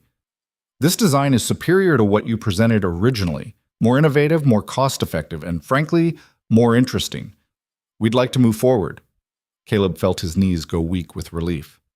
However, Sterling continued, we need assurance that Mr. Monroe will remain on this project through completion. No more personnel changes, no more sabotage, no more surprises. You have my word, Serena said. Sterling looked at Caleb. And you, Mr. Monroe? You're committed to seeing this through? Caleb thought about Emma waiting in Jennifer's office. Thought about the apartment with bars on the windows and Mrs. Chen's warnings about rich people. Thought about Sarah and the life he'd lost and the life he'd been hiding in for 8 years. Yeah, he said. I'm committed. Sterling smiled and extended his hand. Then we have a deal. The handshake lasted maybe 3 seconds, but to Caleb it felt like crossing a finish line he'd been running toward for 8 years. When Sterling released his grip, the other clients stood and offered their congratulations. Their earlier skepticism replaced with something that looked almost like respect. Serena handled the contract details with practiced efficiency, discussing timelines and payment schedules while Caleb stood to the side, feeling disconnected from his own body. They'd done it. Against every reasonable expectation, they'd actually done it. Mr. Monroe? One of Sterling's engineers approached him, a younger guy with glasses and an eager expression. I have to ask, the cross-bracing solution you used for the wind load on floors 30 through 35, that's a modified Vier-and-Deal truss system, isn't it? Yeah, with some adjustments for the specific load distribution. Caleb found himself falling into technical discussion, the kind of shop talk he'd avoided for years. It felt strange. Good strange. Brilliant. We've been trying to solve that exact problem on another project. Would you mind if Jason, Sterling called. Let the man breathe. We'll have plenty of time for technical discussions during construction. After the clients left, the conference room erupted. Amy actually hugged David, which seemed to surprise both of them. Other team members who'd been watching via video feed started flooding in, congratulating each other, laughing with the kind of manic energy that came from surviving something that should have killed them. Serena stood apart from the celebration, watching with an expression Caleb couldn't quite read. When their eyes met across the room, she gave him a small nod. Not gratitude exactly, recognition maybe. Acknowledgement that he'd delivered on an impossible promise. "Daddy!" Emma's voice cut through the noise. She'd slipped away from Jennifer and was running toward him, her backpack bouncing. "Did you win?" Caleb caught her and lifted her up, suddenly not caring that his professional colleagues were watching. "Yeah, baby, we won. Does that mean you get to keep your job?" "Something like that." Emma wrapped her arms around his neck. "Good. I like it better when you're not sad." The comment hit him harder than it should have. Had he been that transparent? Had she noticed how much he'd been drowning for the last 8 years? "Come on," Caleb said, setting her down. "Let's get you to school. You're already late." "Can I tell Mrs. Patterson my dad saved a building?" "Let's maybe keep that between us for now." He found Serena near the door, already on her phone dealing with the next crisis. She covered the receiver when she saw him. "We need to talk. Later today. I have to take Emma to school first." "I know. Come back when you're done. My office." She paused. "And Caleb? Good work." The subway ride to Emma's school felt surreal. Caleb sat with his daughter chattering beside him, watching the familiar stations pass by, trying to reconcile the man he'd been this morning with the man he was now. 4 days ago, he'd been invisible. Now he had his name on a $47 million contract. "Daddy, you're doing it again," Emma said. "Doing what?" "The thinking face. The one where you look worried even when you're not supposed to be." Caleb forced a smile. "Sorry, just tired." "Mrs. Chen says you work too hard." "Mrs. Chen worries too much. She says that's what neighbors are for." Emma swung her legs, her feet not quite reaching the floor. "Are we going to move now?" The question caught Caleb off guard. "Why would we move?" "Because you have a fancy job again. Tommy Martinez's dad got a fancy job and they moved to a house with a yard." "Would you want to move?" Emma considered this seriously. "I'd miss Mrs. Chen and my school and the park where we feed the ducks." She looked up at him. "But if you wanted to move, I'd be okay with it." 7 years old and already learning to sacrifice her own wants for his. Caleb felt his chest tighten. "We're not moving," he said firmly. "Not unless you want to. This is our home." "Even though the elevator doesn't work?" "Even though the elevator doesn't work." Emma seemed satisfied with this answer and went back to chattering about her upcoming class field trip to the Science Museum. Caleb half listened, his mind already jumping ahead to the conversation waiting for him in Serena's office. After dropping Emma off, late enough that he had to sign her in and endure the disapproving look from the attendance secretary, Caleb headed back to Vale Corporation. The morning rush had ended, leaving the subway car mostly empty. He caught his reflection in the window across from him and barely recognized himself. Same face, same body, but something had shifted. The man looking back at him didn't have the defeated slump he'd carried for years. When he arrived at the executive floor, Jennifer waved him through immediately.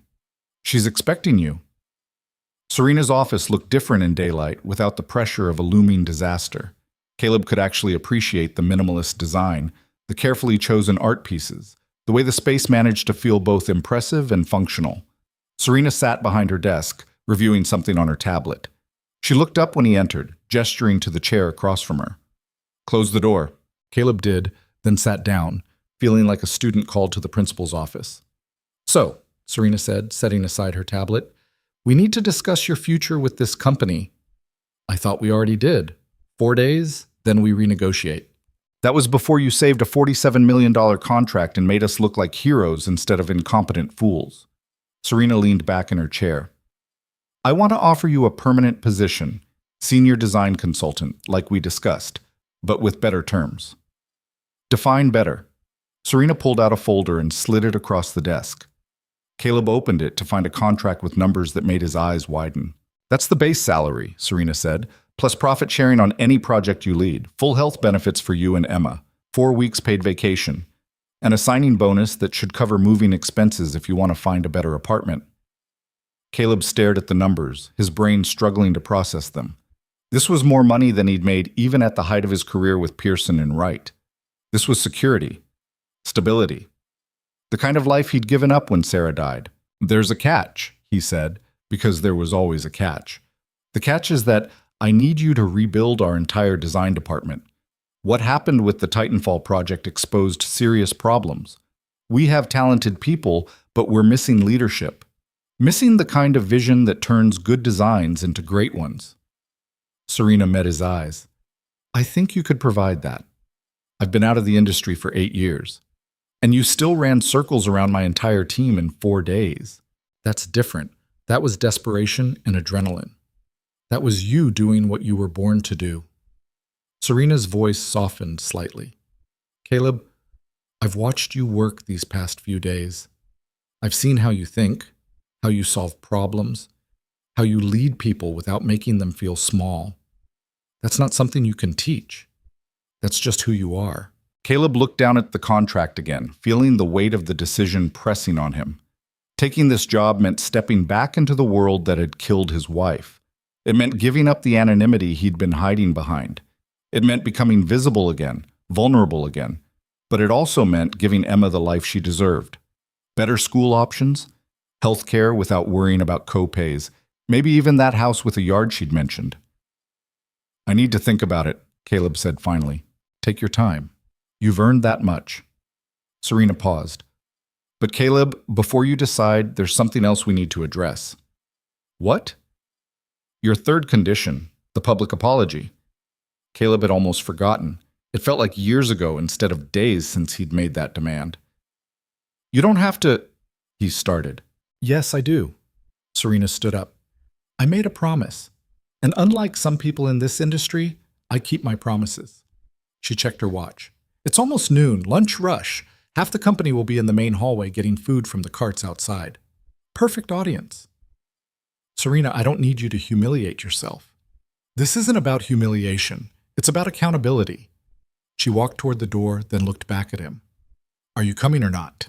Caleb followed her out of the office, down the hallway to the elevator. They rode down in silence, Serena's expression unreadable. When the doors opened on the main floor, Caleb could see she'd been right about the crowd. Dozens of employees milled around the lobby and hallways, chatting and eating lunch. Serena walked directly to the spot where she'd fired Caleb 5 days ago. The exact same stretch of marble floor where she'd accused him in front of witnesses. She stopped, turned to face the crowd, and raised her voice.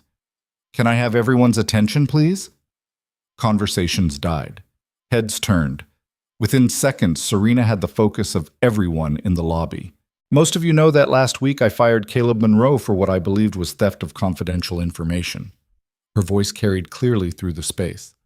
"I accused him publicly, in front of his colleagues, without giving him a chance to explain himself." Caleb could see people pulling out phones, recording this. Great. This would be all over social media in an hour. "I was wrong," Serena continued. "Completely wrong. Mr. Monroe wasn't stealing anything. He was trying to warn us about a critical flaw in our design that could have resulted in catastrophic failure. And instead of listening, I chose to protect my ego at the cost of his dignity." The lobby was silent now. Even the security guards had stopped what they were doing to watch. "I let my assumptions about who he was, a janitor, someone I considered beneath me, cloud my judgment about what he was actually trying to tell me." Serena's voice didn't waver. "That was prejudice. That was arrogance. And it nearly cost this company everything." She turned to face Caleb directly. "Mr. Monroe, I apologize. Not because you saved our project, but because I should have listened to you from the beginning, because you deserved basic respect and I failed to give it to you. I'm sorry." The silence stretched for another beat. Then someone started clapping. Amy, Caleb realized. Then David joined in. Then more people, until the entire lobby was applauding. Caleb felt his face heat up, uncomfortable with the attention. This wasn't what he'd wanted. He'd wanted acknowledgement, yes, but not this public spectacle. Serena walked over to him. "Was that sufficient?" "That was..." Caleb struggled for words. "You didn't have to go that far." "Yes, I did. And frankly, I should have done it days ago. She extended her hand. So, are we square? Caleb shook her hand, aware of all the eyes watching them. Yeah, we're square. Good. Now go think about my offer. I need an answer by Monday. The crowd dispersed slowly, people returning to their lunches with plenty to gossip about. Caleb found himself cornered by Amy before he could escape to the elevator. That was intense, she said. That's one word for it. She really meant it, you know. The apology. Amy lowered her voice. Serena doesn't apologize easily. The fact that she did it publicly, in front of the whole company, that's huge. I'm still processing. Are you going to take the job? The permanent one? I don't know yet. Amy studied his face. What's holding you back? Common sense, maybe. Caleb rubbed his neck, feeling the exhaustion of the last 4 days catching up with him. 6 days ago, I was mopping floors. Now I'm supposed to rebuild an entire design department? 6 days ago, you were hiding, Amy corrected gently. Now you have a chance to stop hiding. The question is whether you're brave enough to take it. After Amy left, Caleb sat in the lobby for a while, watching people come and go. Some of them recognized him and offered congratulations. Others just walked past, absorbed in their own worlds. His phone buzzed. A text from Mrs. Chen. Emma told me about the presentation. I'm proud of you. Then another text, this one from David. Serena's offer is legitimate. She wouldn't make it if she didn't believe you could deliver, just FYI. Caleb pocketed his phone and headed outside. He needed air, space to think. The city looked different in daylight without the weight of impending disaster hanging over him. The sky was actually blue, the autumn air crisp and clean. Caleb walked without direction, letting his feet carry him while his mind churned. He thought about Emma, about the opportunities this job could give her. Better schools, music lessons, college savings. All the things he'd wanted to provide but couldn't afford on a janitor's salary. He thought about Sarah, about what she would have said if she were here. She'd always been the brave one, the one who pushed him to take risks. She would have told him to stop overthinking and just do it. But Sarah wasn't here. She was gone, buried in a cemetery Caleb only visited on her birthday because going more often hurt too much. His phone rang. Unknown number. Hello? Mr. Monroe, this is Harrison Sterling. I hope I'm not catching you at a bad time. Caleb stopped walking. Mr. Sterling, no, not at all. Is something wrong with the contract? Not at all. I'm actually calling with an opportunity. Sterling's voice was warm, professional. I was very impressed with your presentation this morning. The innovative approach, the attention to structural integrity, the sustainable design elements. That's exactly the kind of thinking we need on another project we're developing. Another project? A mixed-use development in Portland. Residential, commercial, public spaces. $120 million budget. We're still in the early planning stages, but we'd like to bring in a consulting architect to help shape the vision. Sterling paused. Would you be interested in discussing it? Caleb's mind raced. A $120 million project. His name on something that big would reestablish his reputation overnight. I'm flattered, Caleb said carefully. But I should tell you, I'm currently negotiating a permanent position with Vail Corporation. I'm aware. Ms. Vail mentioned it when we spoke earlier. Sterling sounded amused. She actually suggested I call you, said it might help you make your decision. Caleb almost laughed. Serena was making sure he understood the opportunities that would come with taking her offer. Subtle manipulation or genuine support? Probably both. Can I think about it? Caleb asked. Of course. But Mr. Monroe, let me be clear. This industry is small. Word spreads fast. What you did with the Titanfall project in 4 days is already making the rounds. You're going to start getting calls from other firms, other clients. Some of them will make very attractive offers. I understand. Good. I'll send over some preliminary information about the Portland project. No pressure, just food for thought. Sterling paused. And Mr. Monroe? Welcome back. The industry missed you. After Sterling hung up, Caleb stood on the sidewalk staring at his phone. Welcome back. Like he'd just been on vacation instead of running from his past for 8 years. His phone buzzed again. This time a text from Serena. Before you ask, yes, I told Sterling to call you.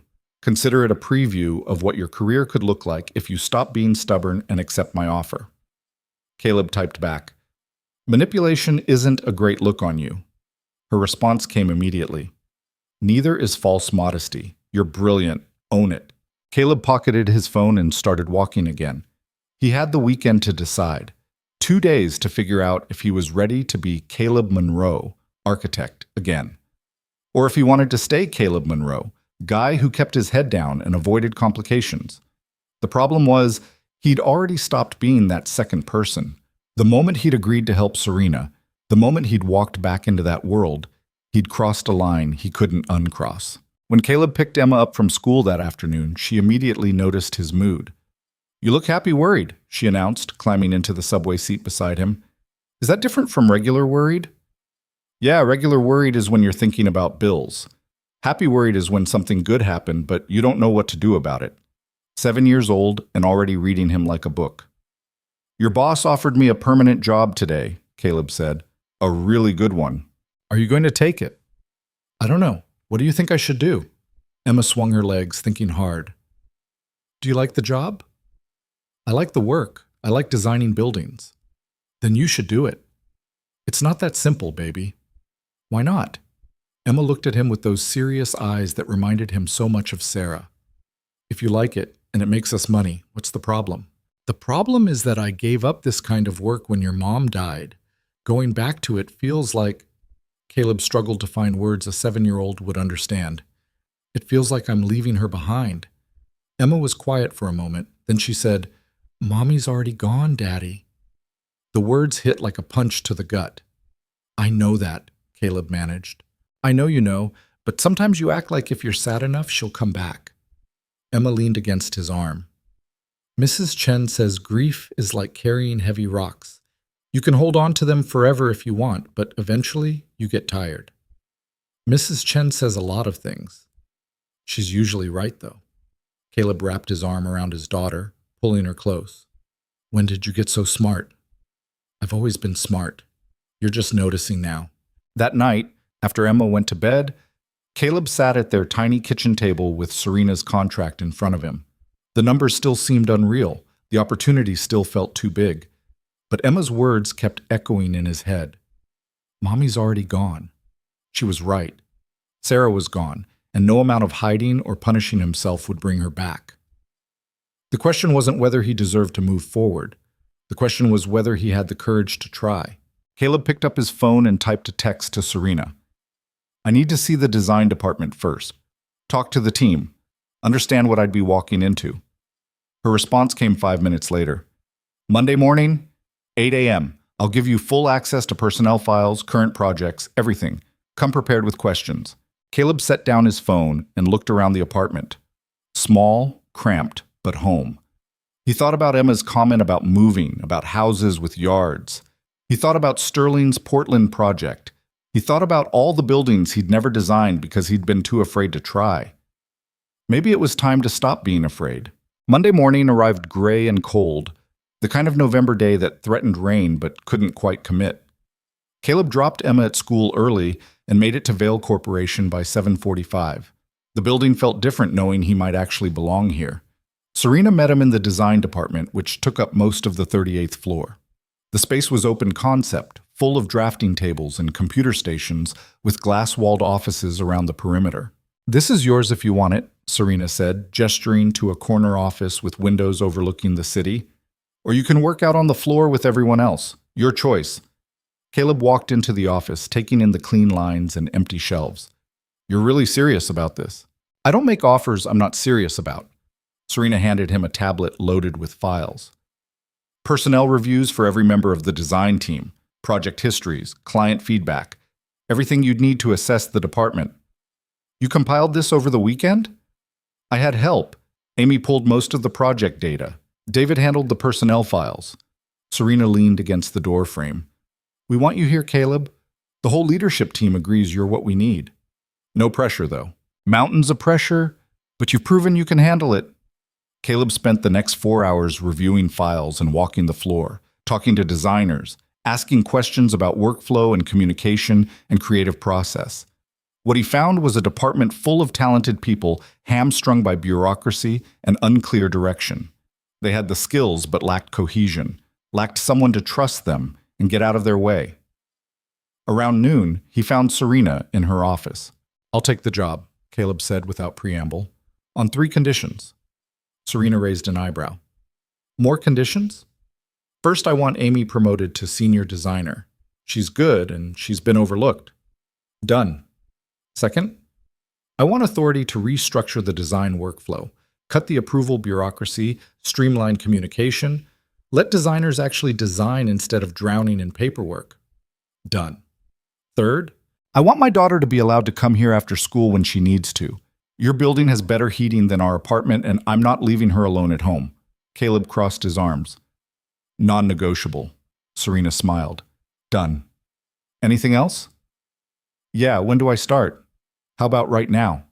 Serena stood and extended her hand. Welcome to Vale Corporation, Mr. Monroe. Try not to make me regret this. Caleb shook her hand, feeling the weight of the decision settle over him like a coat he'd forgotten he owned. Comfortable. Familiar. Right. Try not to fire me again, he countered.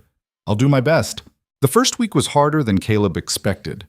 Not the work itself, that came back to him like breathing, but the navigating of office politics, the subtle resistance from designers who'd been passed over for promotion, the whispers that followed him through hallways, the janitor who became an architect. People didn't quite know what to make of him. On Wednesday afternoon, he found a note taped to his office door. Just 2 words in block letters. Fraud, leave.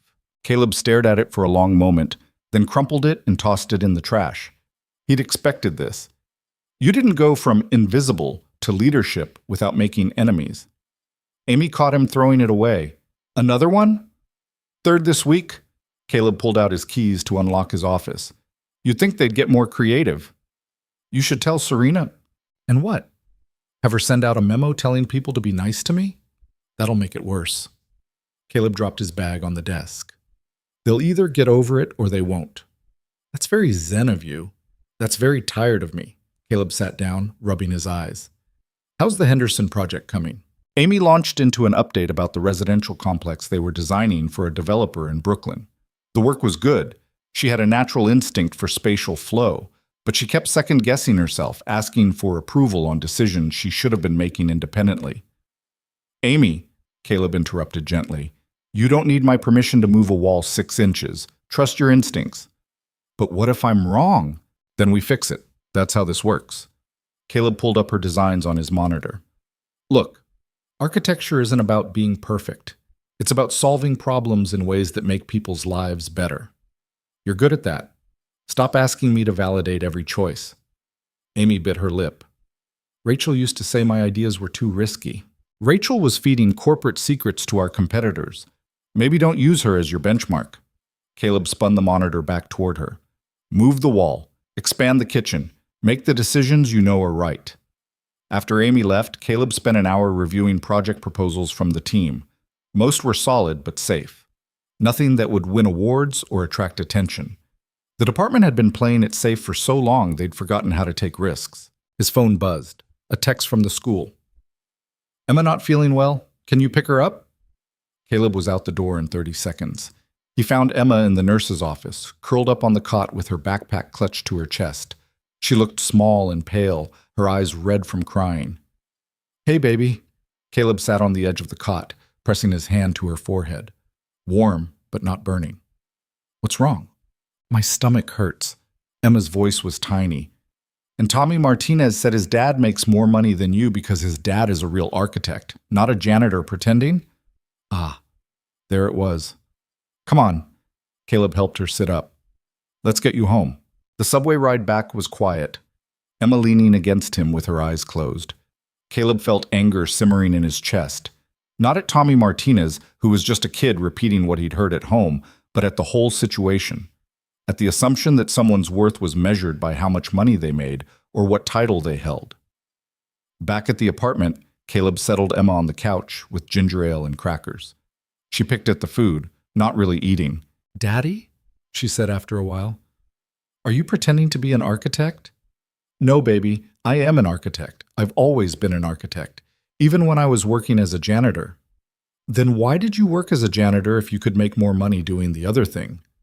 Caleb sat down beside her, trying to figure out how to explain grief and fear and running away to a 7-year-old.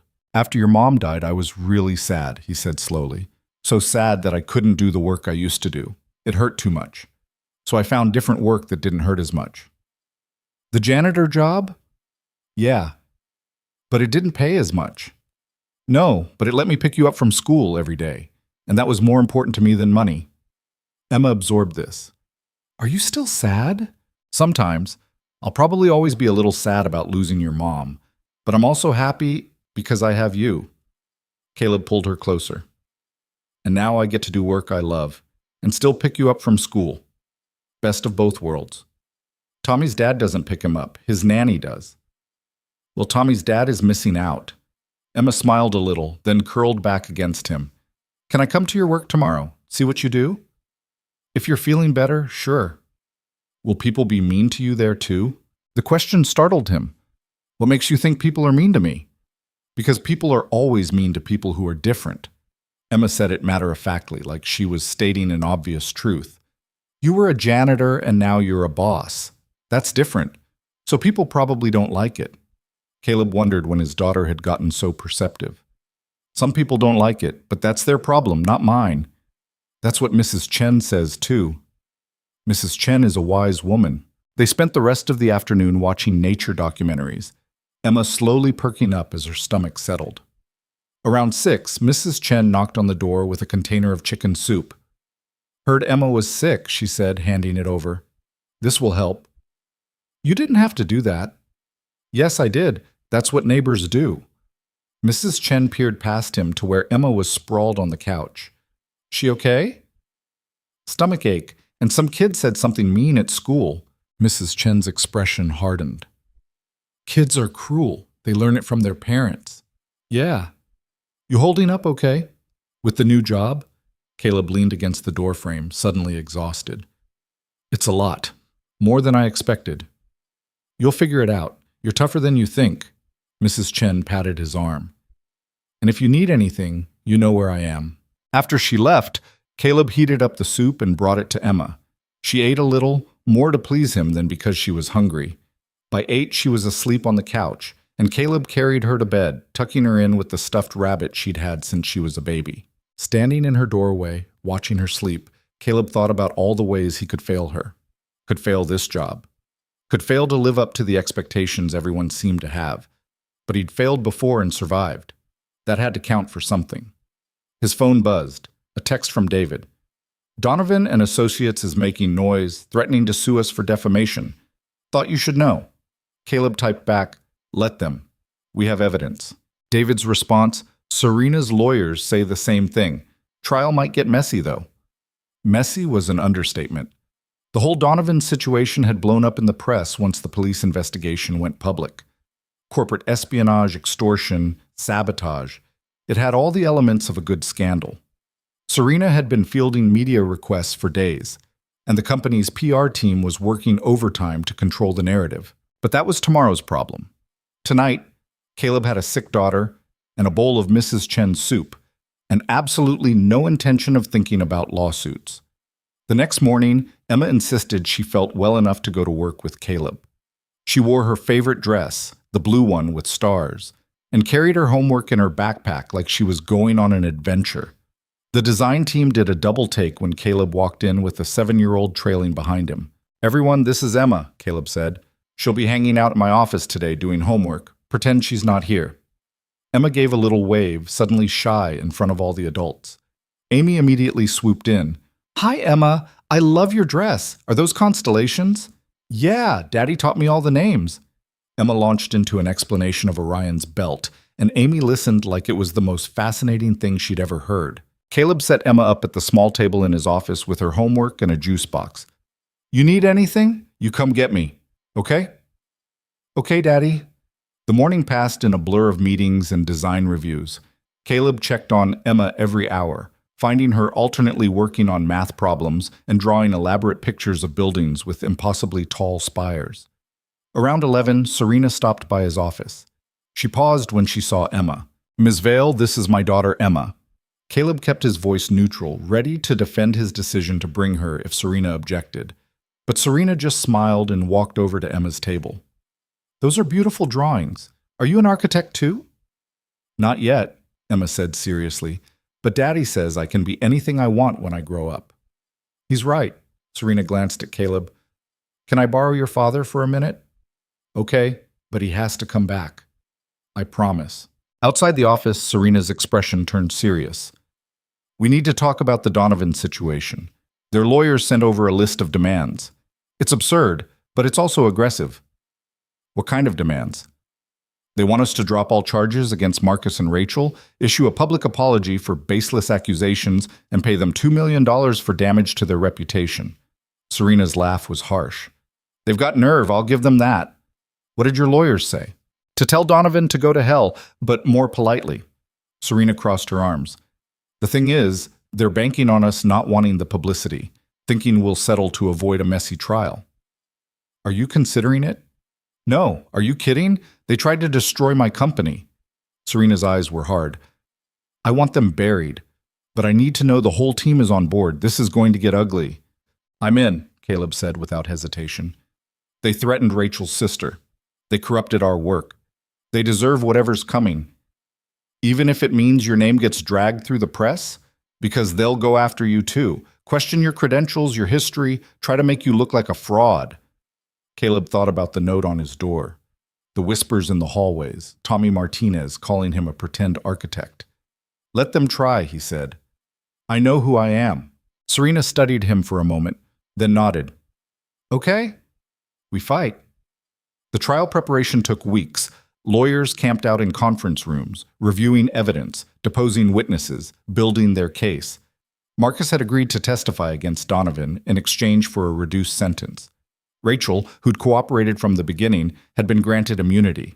Meanwhile, Caleb threw himself into the work. The design department slowly started to transform under his leadership. Projects became bolder. Designers started taking risks again. The Henderson residential complex earned praise from the client for its innovative use of space. A commercial renovation in Manhattan got featured in an architecture magazine. Emma became a fixture in the office, doing her homework in Caleb's office or helping Amy organize material samples. The team adopted her like a mascot, and she thrived under the attention. One afternoon in early December, Caleb found her sitting in the main design area, surrounded by half the team, explaining her theory about why buildings should have more windows. Because people like to see outside, Emma was saying earnestly, and if you can't see outside, you feel trapped. My daddy says good architecture makes people feel free, not trapped. Your daddy's a smart man, one of the designers said. I know. Caleb caught Amy's eye across the room. She grinned at him, clearly enjoying the show. The trial started in January, on one of those bitter cold days where even the courthouse looked unwelcoming. Caleb sat in the gallery with David and Amy, watching Serena take the stand. She was poised, professional, devastating in her recitation of facts. The defense tried to rattle her, questioning her management decisions, implying she'd created a toxic workplace that drove Marcus and Rachel to desperate measures. Serena didn't flinch. Mr. Chen and Miss Foster were not desperate, she said calmly. They were criminals who sold out their colleagues for money. There's a difference. When it was Caleb's turn to testify, the defense attorney came at him hard. Mr. Monroe, isn't it true that you were fired from Vail Corporation for theft? I was fired, yes, but not for theft, for trying to warn about a structural flaw. A convenient reframing of events. Isn't it also true that you abandoned your career as an architect for 8 years? I didn't abandon it. I stepped away after my wife died. Stepped away to work as a janitor. Quite a fall for someone who claims to have been a rising star. Caleb met the attorney's eyes steadily. I did what I needed to do to take care of my daughter. There's no shame in that. But it does raise questions about your credibility, doesn't it? Your judgment? My judgment saved Vail Corporation from submitting plans that would have killed people. So no, I don't think it raises questions. I think it answers them. The attorney tried a few more angles, but Caleb didn't break. He told the truth about the sabotage, about discovering the flaws, about rebuilding the project. When he stepped down, he caught Serena's eye. She gave him a small nod of approval. Marcus testified next, looking broken and ashamed. He confirmed everything. The payments from Donovan, the deliberate corruption of files, the coordination with Rachel. The defense tried to paint him as a disgruntled employee pushed to extremes, but Marcus wasn't playing along. Nobody pushed me, he said quietly. I made a choice. A bad choice. And I have to live with that. Rachel's testimony was harder to watch. She cried through most of it, explaining how Donovan had threatened her sister, how they'd shown her photos through windows, how terrified she'd been. The defense tried to discredit her, but the evidence was overwhelming. The photos existed. The threats had been documented. The trial lasted 3 weeks. When the jury came back with a verdict, guilty on all counts for Donovan and associates with massive damages awarded to Vail Corporation, Caleb felt something release in his chest. Justice. Accountability. Vindication. Outside the courthouse, reporters swarmed Serena. She handled them with practiced ease and thanking the jury, promising to rebuild trust, positioning Vail Corporation as the victim who'd fought back. Caleb slipped away before anyone could ask him questions. He had to pick up Emma from school. He found her waiting by the usual spot, bundled in her winter coat, her breath making little clouds in the cold air. "How was school?" he asked. "Good. We're doing a project on famous buildings. I picked the one you designed, the Titanfall. It's not built yet, baby. But it will be. And then I can tell everyone my dad made it." Caleb pulled her close, feeling the weight of the last few months settle into something manageable. Not gone, not forgotten, but integrated into the shape of his life. They stopped at the park on the way home, the one where they fed the ducks. The pond was partially frozen, but a few stubborn ducks paddled around the edges, quacking optimistically. "Daddy?" Emma said, tossing breadcrumbs to a particularly aggressive mallard. "Are you happy now?" "Yeah, baby. I think I am." Good, because when you're happy, I'm happy. It works both ways, you know. Emma grinned. "I know." That evening, Caleb got a call from Harrison Sterling about the Portland project. They'd finalized the budget and wanted to move forward with Caleb as the lead consulting architect. The contract was worth more than Caleb had made in his entire career with Pearson and Wright. "I need to clear it with my current employer," Caleb said. "Make sure there's no conflict of interest." "Of course. But Mr. Monroe, between you and me, you're going to be fielding offers like this for years. What you did with Titanfall opened a lot of eyes. People want to work with you." After Sterling hung up, Caleb sat in his kitchen, looking at the same walls he'd been staring at for years. The apartment that had felt like a refuge now felt like a shell he'd outgrown. Maybe it was time for that house with a yard after all. He called Serena. She answered on the second ring. "I got offered the Portland project," Caleb said. "I know. Sterling called me for a reference. I told him you were brilliant and difficult and worth every penny." "Difficult? You made me apologize in front of the entire company. That's pretty difficult." Serena sounded amused. "Are you taking it?" "If you're okay with it. I don't want to leave Vail Corporation in the lurch." "Caleb, you're a consultant.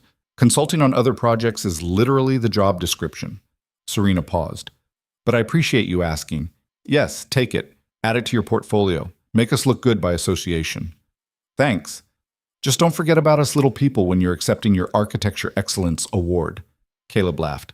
"No danger of that." In February, Serena called an all-hands meeting. The entire company packed into the main conference space, buzzing with speculation about what was happening. Serena stood at the front, commanding attention without trying.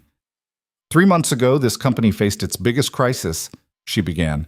"We were sabotaged from within. We lost critical files. We nearly lost a $47 million contract, and our reputation along with it." The room was silent. "But we didn't lose. We fought back, and we won." Serena gestured to the screen behind her, which lit up with architectural renderings. "Today, I'm proud to announce that ground has been broken on the Titanfall project. Construction begins next month." Applause erupted. Caleb, sitting near the back with Emma beside him, felt a surge of pride. His design, his work, about to become something real. "This project succeeded because of exceptional work by our design team," Serena continued, "led by Caleb Monroe, who rebuilt 8 months of work in 4 days and showed us what this company could be when we stopped playing it safe." More applause. Emma squeezed Caleb's hand, beaming. "But Titanfall is just the beginning," Serena said. "I'm also announcing 3 new major contracts: a mixed-use development in Portland, a sustainable housing project in Seattle, and a corporate campus redesign right here in the city. All of them secured because clients saw what we could do when we commit to excellence." The applause was deafening now. Caleb saw Amy wiping her eyes, David grinning like a fool, Even some of the designers who'd left anonymous notes on his door looking genuinely excited. After the meeting, people flooded the design area, celebrating, talking over each other. Emma got passed around like a celebrity, everyone wanting to congratulate Caleb's daughter on her dad's success. Serena found Caleb near his office, away from the chaos. "You did this," she said, simply. "This is your legacy." "We did this," Caleb corrected. "You took a chance on a janitor with a crazy story. That took guts. You gave me a reason to take that chance. That took brilliance." Serena extended her hand. "Thank you, Caleb, for saving my company, for making it better, for proving I wasn't wrong to believe in you." Caleb shook her hand, feeling the full weight of what they'd built together. "Thank you for listening, eventually. Eventually counts." That weekend, Caleb took Emma to look at houses. Nothing extravagant. He wasn't ready for extravagant, but something with a yard and enough space that she could have friends over without everyone sitting on top of each other. They found a place in a neighborhood with good schools and tree-lined streets. 3 bedrooms, a small yard, a garage Caleb could potentially convert into a home office. It needed work, but Caleb could see the potential. "Can we get it?" Emma asked, running through the empty rooms, her voice echoing. "Maybe. If the bank approves the loan." "They will. You're famous now." "I'm not famous." "You were in the newspaper. That makes you famous." The bank did approve the loan. By March, they were moving in, with Mrs. Chen supervising and providing running commentary on everything they did wrong. "That couch should go against the other wall," she declared. "Better feng shui." "Mrs. Chen, you're not even supposed to be helping. You're supposed to be supervising." "I'm doing both. I'm talented like that." Emma's new room was twice the size of her old one, with windows that looked out on the backyard. She spent hours arranging her stuffed animals and books, making the space hers. The night after they moved in, Caleb stood in the backyard under the stars. The city lights blocked out most of them, but he could see Orion's belt, the constellation he'd taught Emma to find years ago. "You did good, Sarah," he whispered to the sky. "She's doing good. We're doing good." The stars didn't answer, but Caleb felt a sense of peace settle over him anyway. Not closure. He'd never have closure, but acceptance. Sarah was gone. He was still here, and he'd built something worth being proud of. In April, Caleb stood in that same hallway where Serena had fired him 6 months earlier. But this time, the crowd gathering wasn't there to witness his humiliation. They were there for the company-wide announcement about the Architectural Excellence Award nomination. Titanfall had been nominated in 3 categories, and Caleb's name was on every nomination. Serena stood beside him as she addressed the crowd, the same crowd that had watched her fire him, the same people who'd witnessed his lowest moment. "6 months ago, I made a terrible mistake in this hallway," Serena said, her voice carrying clearly. "I judged someone based on assumptions rather than evidence. I let pride cloud my judgment, and I nearly cost this company everything." Caleb had heard this speech before, but hearing it again, in this context, felt different. "Today, I stand here with that same person, no longer invisible, no longer dismissed, no longer underestimated." Serena gestured to Caleb. Caleb Monroe didn't just save the Titanfall project. He transformed our entire approach to design. He showed us what's possible when we trust talent over titles. The applause was genuine this time. No awkwardness, no hesitation. These people had watched Caleb work for 6 months. They'd seen what he could do. "The award nomination is an honor," Serena continued. "But the real victory is knowing we're better than we were, that we learned from our mistakes, that we're building something worth being proud of." After the announcement, after the congratulations and the handshakes and the photos for the company newsletter, Caleb found a quiet moment in his office. Emma was at school, the design team was celebrating, and he finally had space to breathe. His phone buzzed. A text from an unknown number. "Saw the news about the nomination. Congrats. You deserve better than we gave you. James Pearson." Caleb stared at the message from his former boss at Pearson and Wright, the man who'd let him walk away 8 years ago without fighting to keep him, who'd sent a fruit basket to Sarah's funeral but never called to check on him after. He typed back, "Thanks. I'm good now." And he meant it. The award ceremony was in June, held at a fancy hotel with chandeliers and waiters carrying champagne. Caleb wore a suit he'd bought specifically for the occasion, the first suit he'd owned in 8 years that wasn't borrowed from someone else. Emma came with him, wearing a new dress that she'd picked out herself. Navy blue with silver stars. She'd insisted on stars because Daddy taught me the constellations, and that's our thing. They didn't win the Design Innovation Award. That went to a firm in Chicago with a brilliant sustainable tower. But when they announced the winner for structural excellence, Caleb heard his name echo through the ballroom. Walking to the stage felt surreal. Emma was bouncing in her seat, clapping louder than anyone. Serena and David were at the Vail Corporation table, both on their feet. Amy was crying again. Caleb accepted the award, a heavy glass sculpture that probably cost more than his first car, and stepped up to the microphone. "This is weird," he started, and got a laugh from the crowd. "6 months ago, I was mopping floors. Today, I'm getting an award for structural engineering. Life moves fast." Another laugh. "But I want to say something about that journey, about being invisible and then suddenly visible." Caleb looked out at the sea of faces, all the architects and engineers and designers who defined success by awards and recognition. "I spent 8 years convinced I didn't belong in this industry anymore. That I'd lost my right to call myself an architect when I couldn't handle the grief of losing my wife." The room had gone quiet. Someone took a chance on me anyway, looked past the janitor's uniform and saw the person underneath, and that changed everything. Caleb held up the award. "This isn't just for me.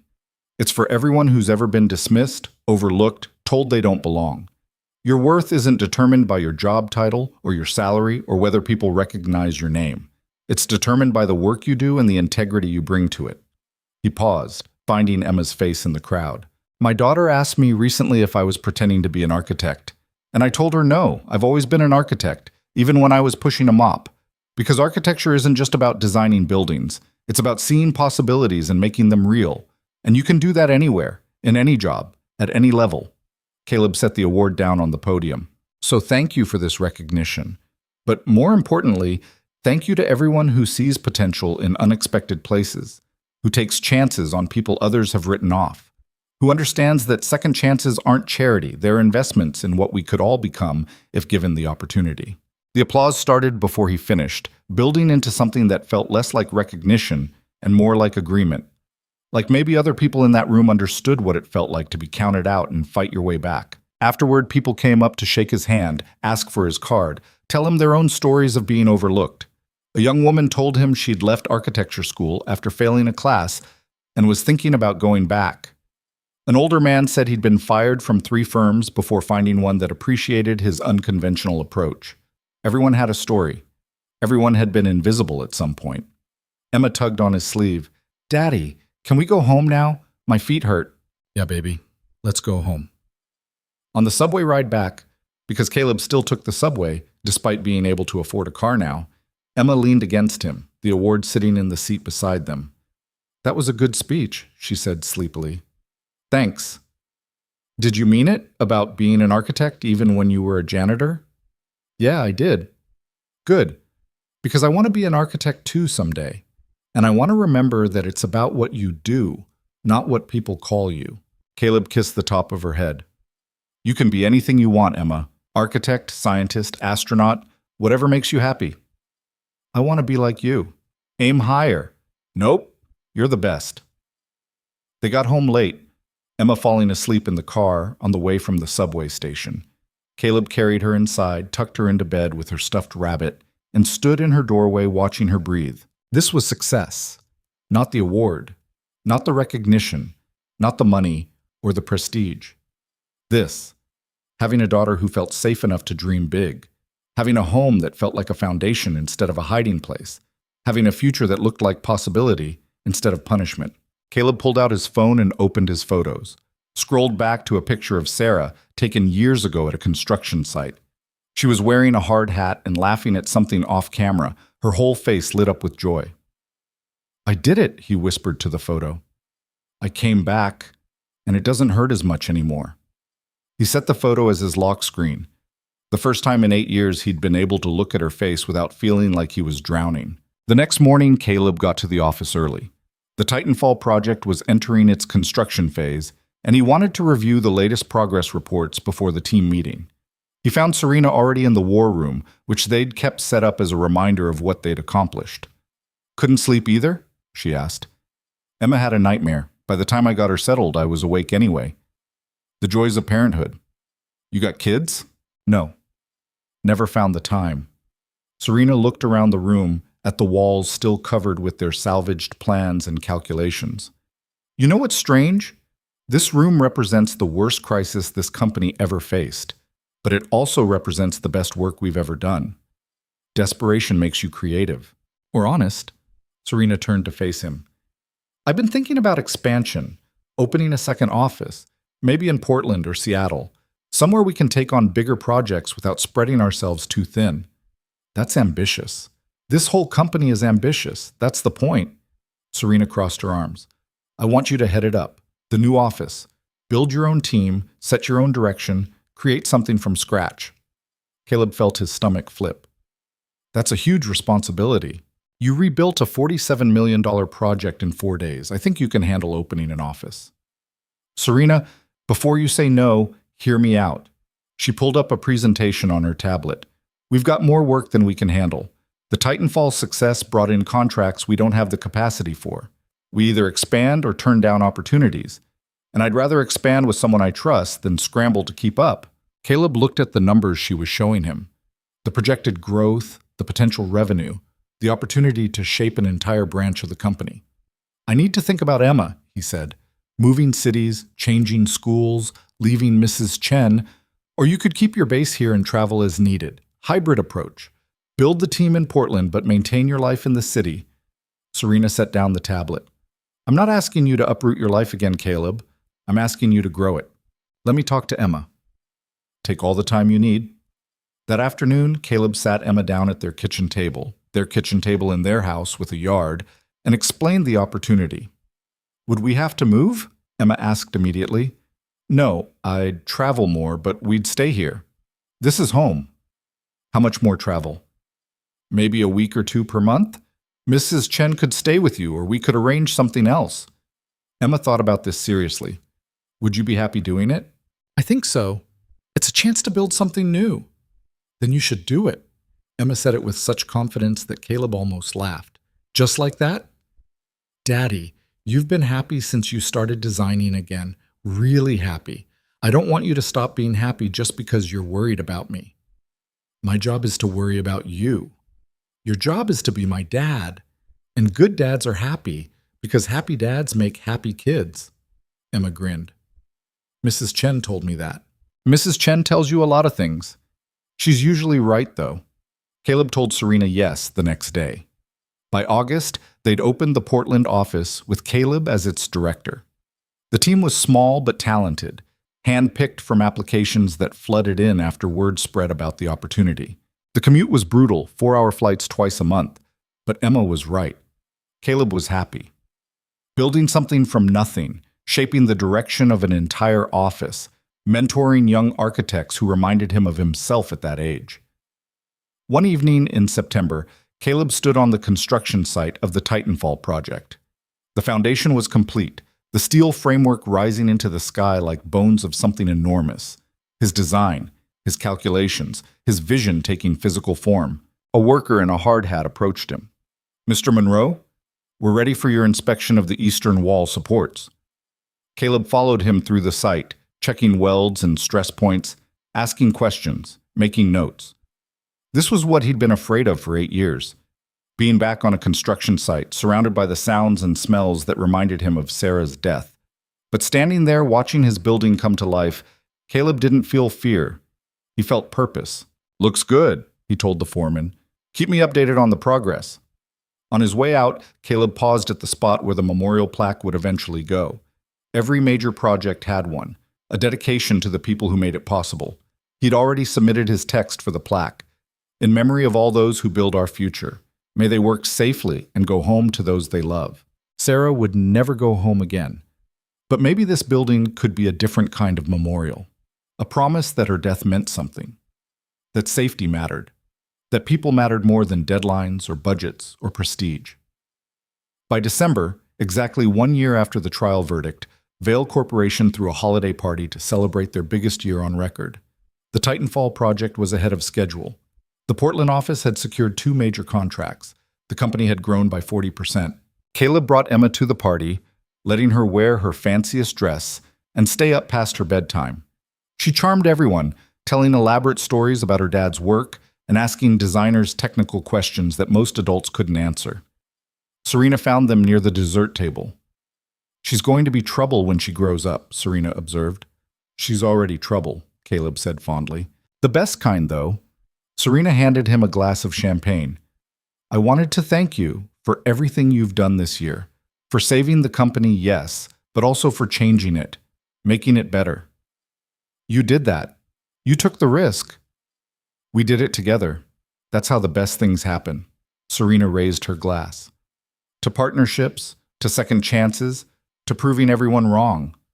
They clinked glasses. Later that night, after the party ended and Emma fell asleep in the car on the way home, Caleb carried her inside and tucked her into bed. He stood in her doorway, watching her sleep, thinking about how much had changed in 1 year.